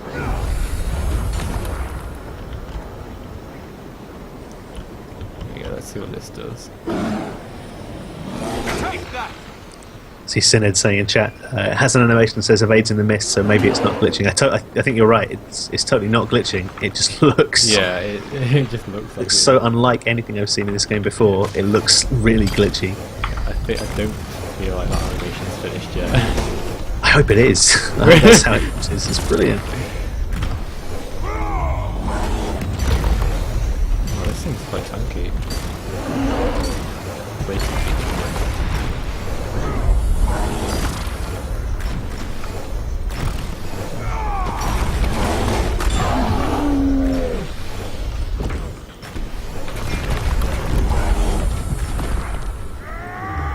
The Revenant's kind of leap skill when you're with Malik's the one that like teleports stuff out of a certain area. Yeah. It's quite interesting. I assumed it would be like a knockback, but it's not. It is a teleport. Like they just get beamed out of where you are.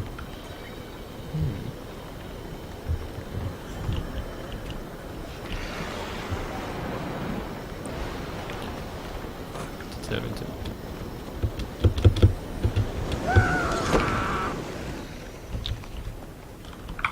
Don't think it's gonna let me break out. I think they thought of this.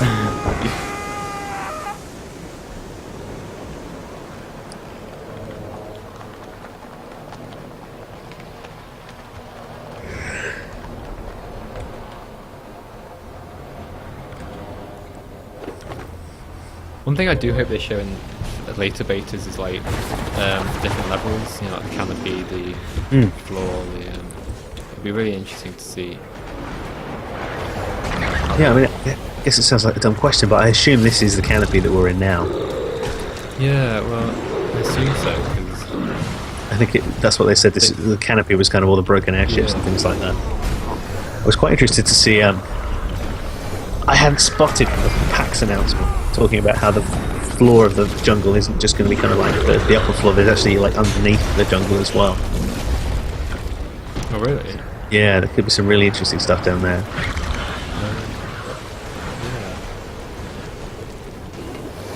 Oh, bouncing mushrooms! Get clear. Huzzah! Why is that mushroom? There we go. I achieved my goal.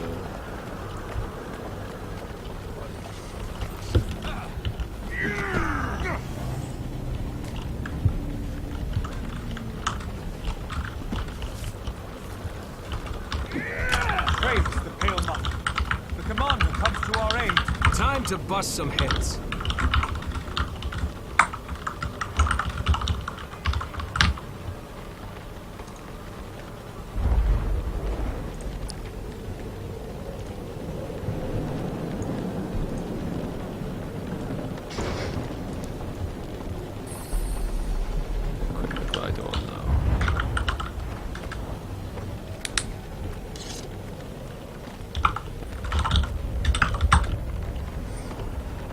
There's got to be a way to get to that orb up there.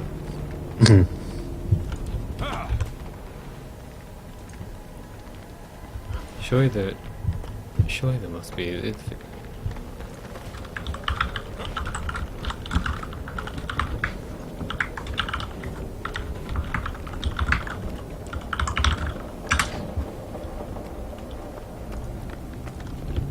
I'm sure they put those mastery points in there just to troll us.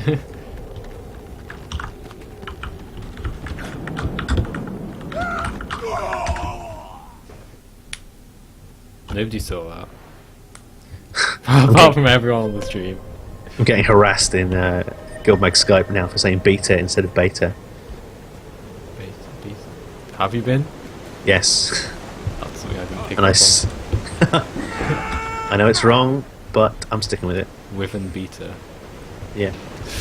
Oh.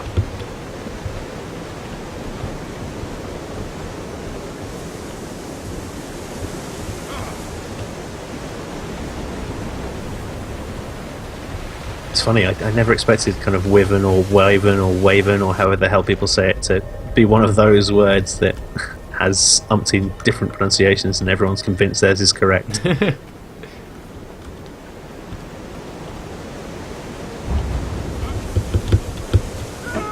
missed again.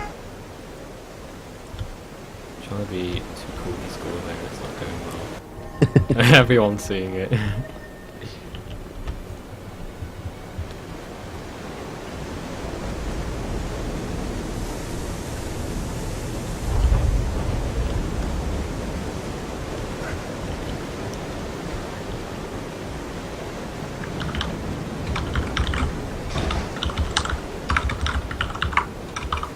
So one thing we haven't talked about for the Revenant is that at the moment you can't essentially pick your utility skills for your legend. How do you feel about that? I think it's kind of cool actually, because I mean if you think about it, you're still going to have, with the 2 legends that you can choose, you've still got 5 weapon skills plus 10 utilities. They're going to be the only class that can actually equip 2 heals and 2 elites. Yeah. Which is quite cool. I hadn't thought about it from that perspective actually. So I think, particularly since there's always this talk about there being a pool of legends, I think you're going to see some really interesting combinations of legends and different playstyles. Yeah, I definitely agree. I mean, I think meta battle is going to be people's friends for Revenant. Yeah.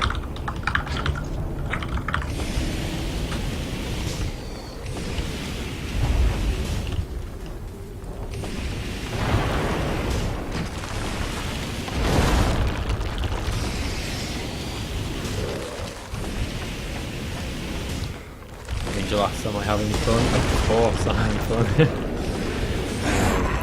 Referring to me just repeatedly jumping off, dying. Which is, you know, I'm doing it so you guys don't have to when you get an invite.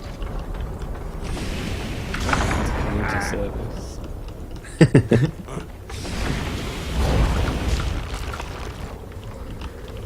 One thing we haven't talked about is they mentioned actually in points of interest these Mordran breaches, the big sort of Mordran vine type things that puke out other Mordran enemies. Yeah. I like them a lot. They look very, very. Yeah, I really like the actual getting up close to one. Yeah, and one thing I've been saying like all throughout season 2 is like the creature design for this like sound design for Mordran have been like so on point, I feel. Yeah, I totally agree. All of the Mordran have looked incredible. Yeah. Oh, I've missed. Oh, like that. It's probably my favourite thing about like the Vine Wrath fight is the kind of 3 champions that you fight as well all look pretty cool. Yeah, it's. And the whatever the name of the champion was that you fight in the mysterious cave, and finally take it down? The one that attacked the pale tree. I hope the whole damn jungle felt it. Shadow the Dragon. Yeah. That was very cool. That was really cool. I think not only kind of the way they look and the way they sound, but the just the mechanics of the Mordrum. I remember when they first got patched into Dry Top, getting my ass kicked repeatedly, particularly by like the Mordrum wolves and what are the lashes, the ones that spin around? Yeah. Yeah, I was getting owned, but now that we've had Silver Wastes for quite a long time, it feels like we're actually all getting better, and you know how to deal with them now. Yeah, I completely agree. Never let the wolves get behind you. No, I mean, as in full Zerka gear, like I just got absolutely, it was just wrecked. But if a Mordrum looked at me, it was game over. And that's the sort of stuff like that, just mastering kind of enemy abilities over time. That's what feels like good, kind of good like skill progression. Yeah, it's something that something that Izzy said actually in I think it was the interview with Wood and Potatoes down in Brighton again last month.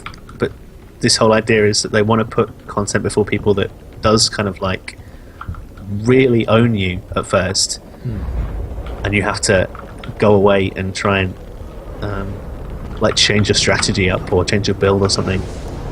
Yeah. And work at it. It shouldn't always be easy. And I don't remember anything from the base game that really challenges you in that way at all. No, I really love that kind of philosophy they're adopting. I didn't love it at first. But when I was getting melted by Mordrum you don't balls. love it while it's happening at you, but like looking back at it.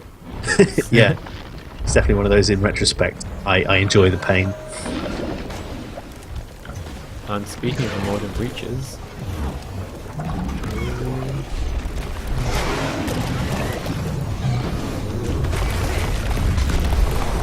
you know what, I went up to go and melee that there and I actually, just as I was kind of getting good at not doing it.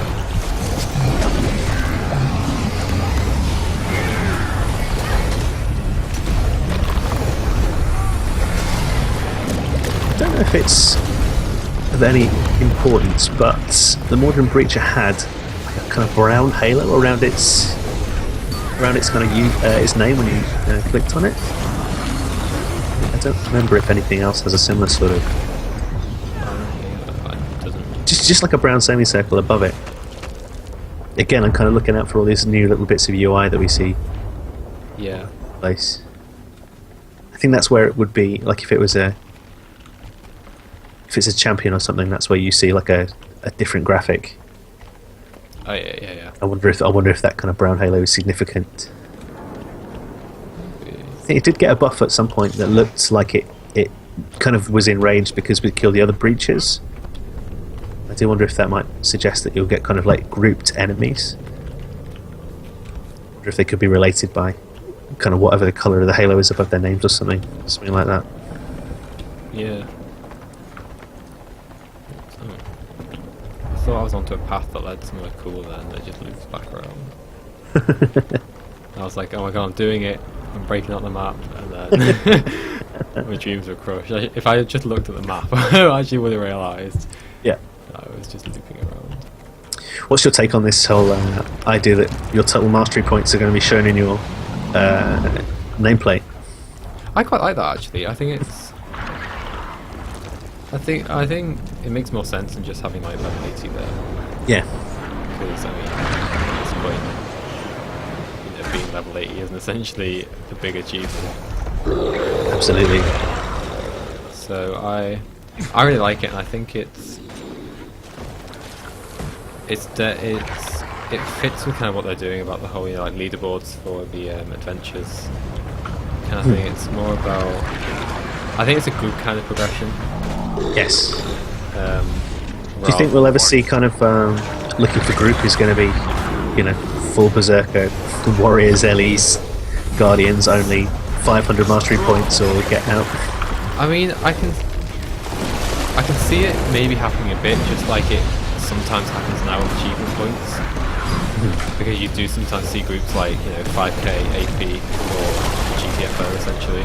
Yeah. but I don't think it would become much more. I think people that already do it with achievement points might transition to doing it with mastery points. Yeah. But I don't think anybody essentially new would take it up doing it. If that makes sense.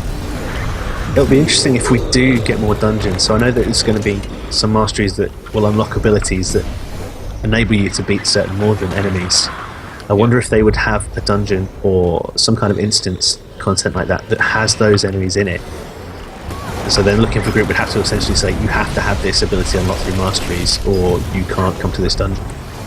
Well, yeah, it's really interesting, and it ties into the fractal masteries as well. Because if they were planning on increasing fractal levels of things and making it essentially a requirement to have it. Yeah, Manifel just made the same point, the exact same point in chat as we were saying that. But fractals isn't something I thought about. And that's possibly an even stronger point actually with fractals. And it's kind of at the same time, like how do you prove that you have that mastery unlocked or whatever until you get in there and you get one hit or something. Yeah. Because it's not like now where you can essentially prove how much like acne resist you have just by picking your gear and stuff like that. I think it's really interesting how they implement it. Like, are they going to implement it so it's a necessity to do content, or is it just going to be I feel like the latter one would be the approach they're more likely to take.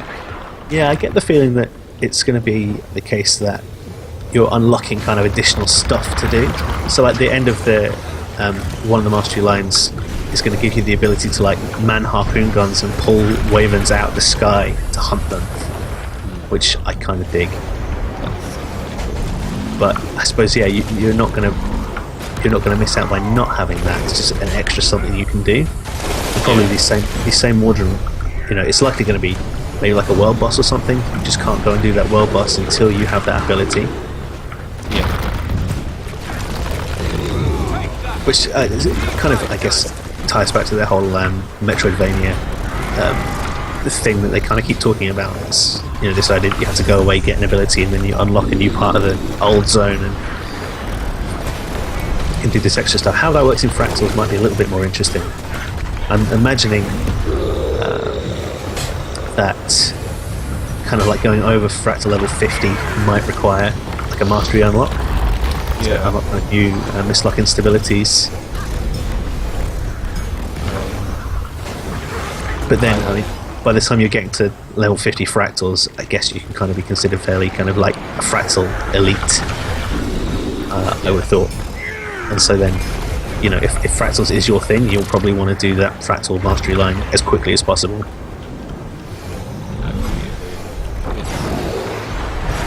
I've said before, but I'm actually saying I really do hope that they do something with fractals, like fixing rewards and things at the same time as doing this fractal mastery. Yeah, I've never done a whole lot. It's not, at least it's not because at the moment the rewards aren't enticing. When the fractal weapon skins are definitely some of the nicest in the game. I think what you're kind of getting at is this whole idea that the randomness of those weapon skins is horribly broken. Yeah. And it seems like a bit of a no-brainer to swap them out for just chests, so you can choose which skin you want. Now that we have that tech.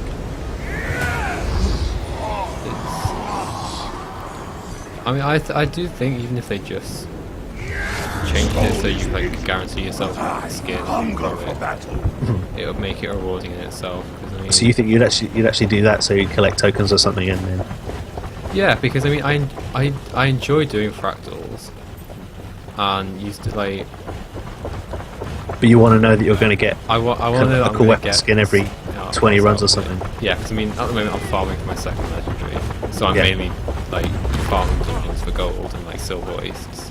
So I wouldn't mind doing fractals as like a break from that, because you still earn like a gold from finishing fractals, and then if I knew I was also working towards a cool skin at the same time, then I'd be up for that. I mean, other than that, I think like they need to take a look at the general like gold rewards and that as well, because generally fractals do take longer than a typical dungeon run. Yeah. Especially at like the higher levels. And getting kind of infused rings and things that you're really never going to use isn't a particularly great reward.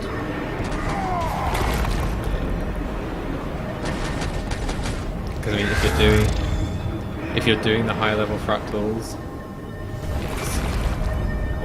it's almost a certainty that most people you meet will be in Berserker gear. Yes. And rarely does actual Berserker rings or weapons or whatever drop that are useful to you. Sure. Yeah, I've seen screenshots of people's banks that are just full of ascended rings that they can't use. I've got quite a few of mine. I don't want to chuck them away in case there ever comes a point where you can do something with them. But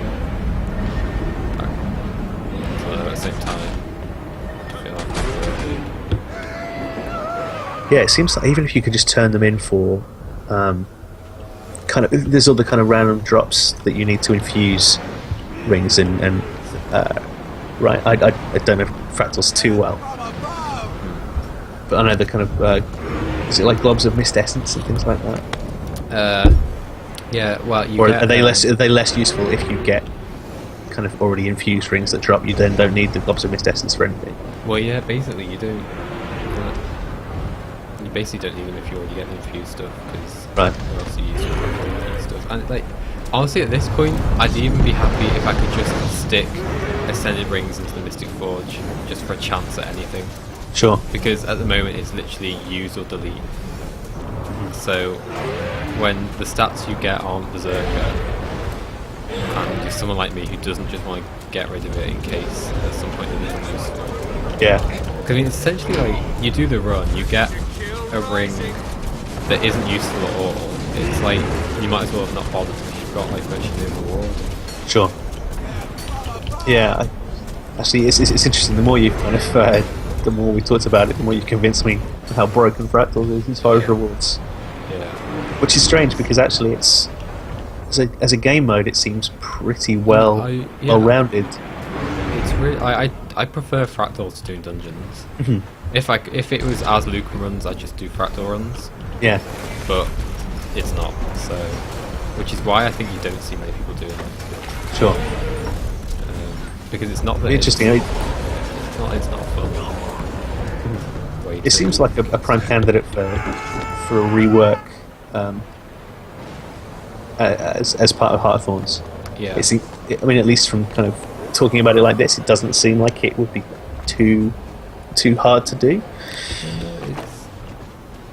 I don't think it would be. I think as much as I always kind of try and shy away from saying that's not too hard. Yeah. It's like I'm not a developer.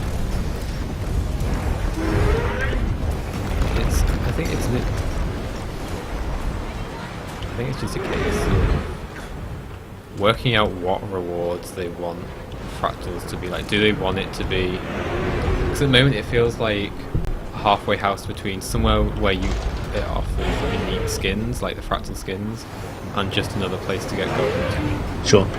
And I feel like they kind of need to work out which direction they're going with it, because it's kind of a half-assed attempt at both, which has left it being like nobody wants to do it for either reason. Yeah. But yeah, I feel like they would look at it if they were doing like Fractal Masteries as well. That's it. I mean, the fact that they've got this whole mastery line definitely suggests that it's, they're kind of doubling down on Fractals, and that is the direction they want to go. Yeah. I think as far as like the possibilities to use Fractals for kind of storytelling, it's definitely got to be kind of important. Yeah, I mean, they've got a whole like storyline they were setting up with the Fractals, and I can't remember that Azura's name who like does it now. Oh yeah, I know who you mean. I can't think of the name. Because they were setting up a whole storyline about how she can't leave, and she herself is I don't know, something to do with Fractals, and like they were going to go somewhere with it. I'd be really interested to see that as well.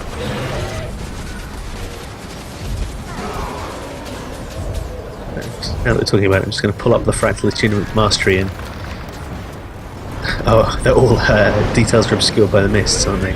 Oh, yeah. But the titles you've got, well, assuming these aren't just placeholders, Follows Advice is the first level, then there's Agony Channeler, Mistlock Singularities, Recursive Resourcing, Essential Singularities, and Hyperactive Singularities. Doesn't really give a whole lot away, does it? I'm trying to like think about what they'd be, but... Because I thought, I'd misread it before, I thought instead of singularities it was instabilities.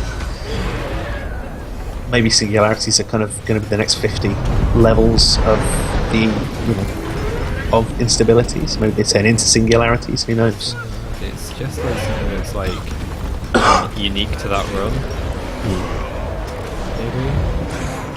And it would be interesting as well because at the moment you can progress your personal reward level just by completing fractals. And then if they sort of time gated that by needing to unlock the different tiers of this mastery as well. Yeah. I don't know if that's kind of frustrating for people.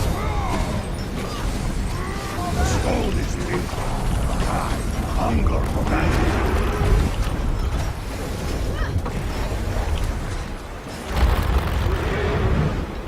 The ability to hidden rooms for bonus missions, according to that was a suggestion, I think. That'll be... Yeah, I'd be interested to see that in fractals. I know they've definitely talked about... It seems like some of the lore masteries might go that way. Kind of getting access to hidden areas in the heart of Maguma. Definitely be interesting to...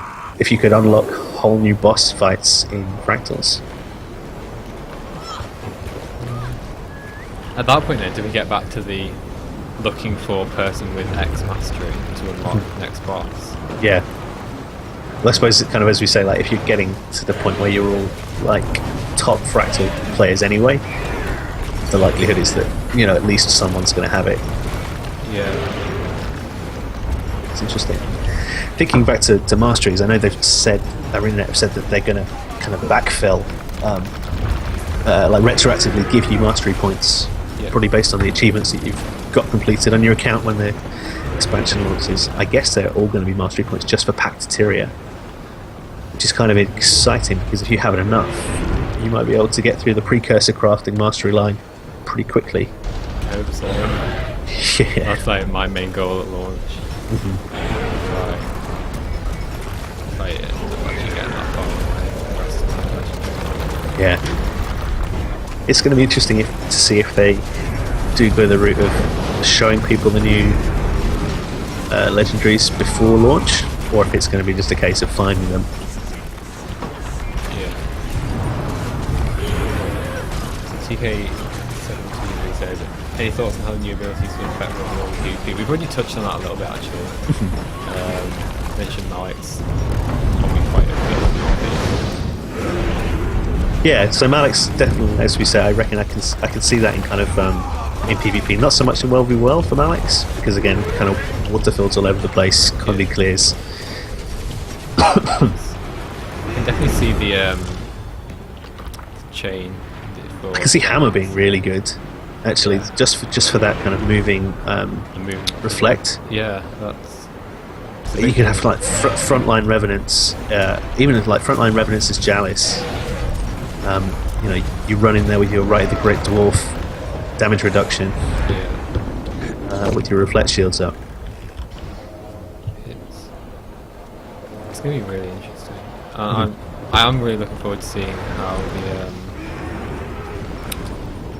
the whole taunt thing ends up working out in PvP. Yeah. It sounds a little bit broken in my opinion. I think it's a fairly short duration. So what is it? Forced engagement, this Jalis chain skill is 3 seconds.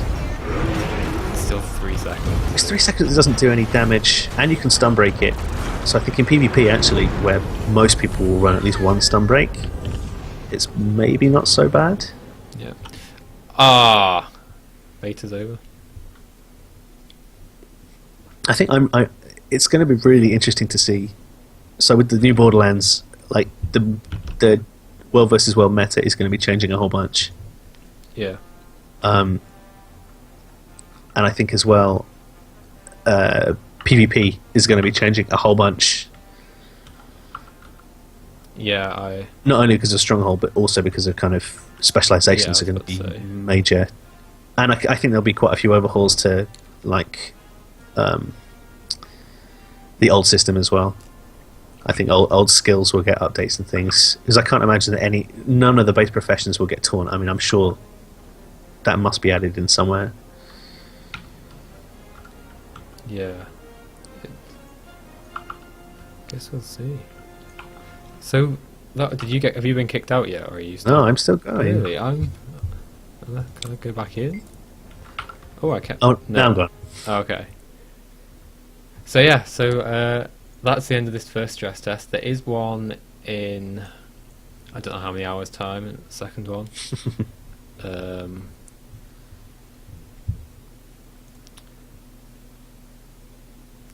know how many hours time it's in, but we won't be streaming that one. That's it for today for this stream. So big thank you to everyone who's joined us today. We will hopefully be streaming more beta tests in the future if we have more people that get in.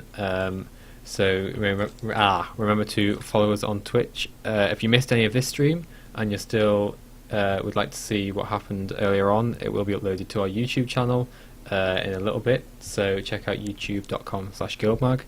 And for those of you who have never heard of GuildMag before, then check out guildmag.com. We do podcasts, news, we have a digital Guild Wars 2 magazine, and a whole load of other awesome stuff.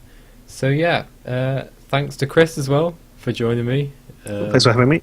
And yeah, I guess we'll hopefully see you guys soon. Thanks everyone. Bye. Bye.